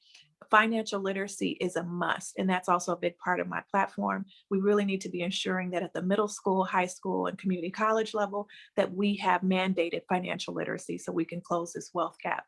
It's not that you're making $100,000 a year. It's that how diligent are you with the money that you do get in terms of having the right financial vehicles to save and have a retirement with dignity, right? And still be able to live in your community. So those are things that are important. But another issue that I think should strike folks as odd is when Sydney moves over to the Senate, Autumn Burke will be the only Black woman in the Assembly. And we have 5 African-American men, and we will have 1 African-American woman in the Assembly. And that just doesn't sit right with me. We have to have representation, particularly when you look at African-American businesses. 40% of our businesses have closed as a result of the pandemic. How we recover cannot be business as usual. We have got to really make sure that the next person in there has a track record of serving the community, as well as the experiences to come to the table.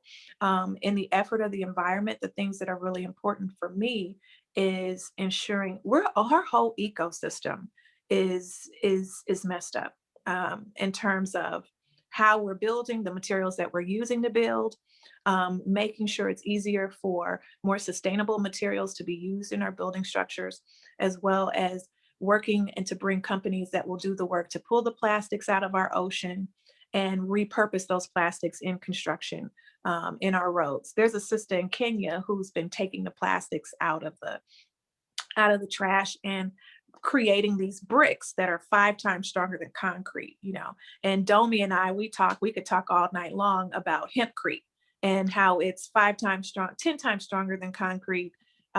It's mold proof, it's fireproof. And when we think of the fires and all the things that have happened here in our state, how could we not be building more sustainable and making sure that things are negative carbon versus just 0 carbon?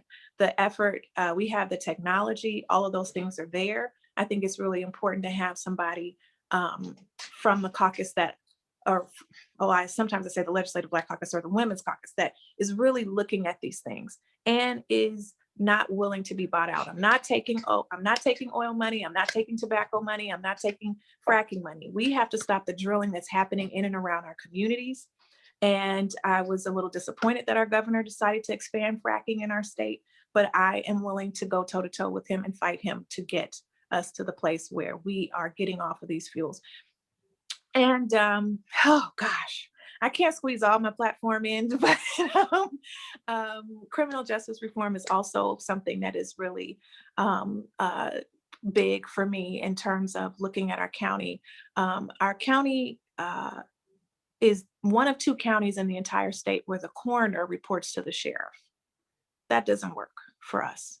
We need to ensure that our coroners are reporting and accountable to the people at the end of the day. And we have to make sure that there are more mechanisms that do that. I skipped over public banking. There's already been a bill, but I've been working with them and been supporting them. And I'm really proud to have their support. And I'll just close with some of the people that have endorsed so far.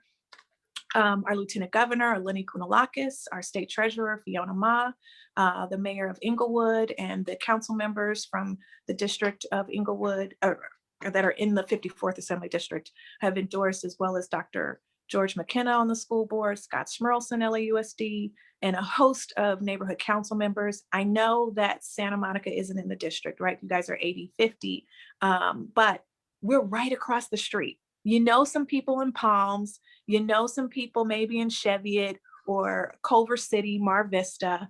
That's our areas that are part of the 54th that are really near. And so I'm grateful just to have your time and consideration. I'm also endorsed by a DNC member, Susie Shannon, and I'm really happy about that. Civil rights champion Ben Crump, Dr. Cornell West, and some other amazing people that are going to be coming out in the coming weeks. So thank you so much for the time, and I appreciate you guys. Thank you so much, Dallas. We're so glad that you're running, and we're so proud of you, and we'll be supportive however we can. So keep us updated as the campaign goes on. Yes, thank you. Anybody in Westwood, Century City, all the way out to Western Boulevard, please let them know. And thank you. I appreciate you. Oh, and Seppi Shine. I see her in here. I didn't know you were in here, Seppi. Thank you for your support. Right. Okay, so looks like final few seconds. Anyone has to get their ballots in. So far, 43 people have voted. So we're just waiting if it's going to cut it off just in a moment, and then we'll see the results.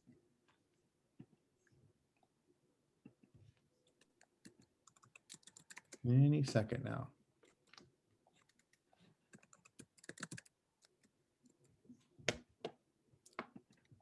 No one waited until the last minute.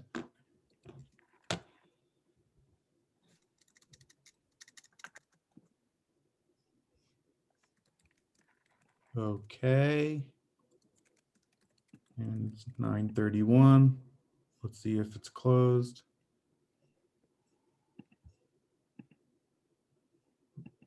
Okay, here we go.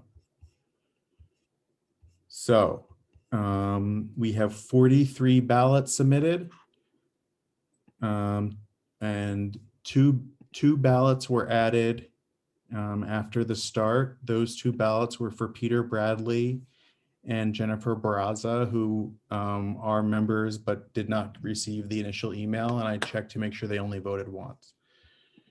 So now we're going to look at the results live. So remember that we need 55% in each case. So it's going to indicate a winner, and we just have to make sure that it's actually above 55%. So 43, if 43 is the denominator, then 24 votes in the affirmative would be needed. So let's go to the first one. We have Rusty with 85% of the vote. I'm pretty sure that's above the threshold. So Rusty Hicks is endorsed. Then we go down the next one. We have 28 votes. So Betty Yee wins with 70% of the vote. Then we go down to David Campos, who has won the endorsement with 72%, 29 votes. Controller, April Verritt has won 76% of the vote.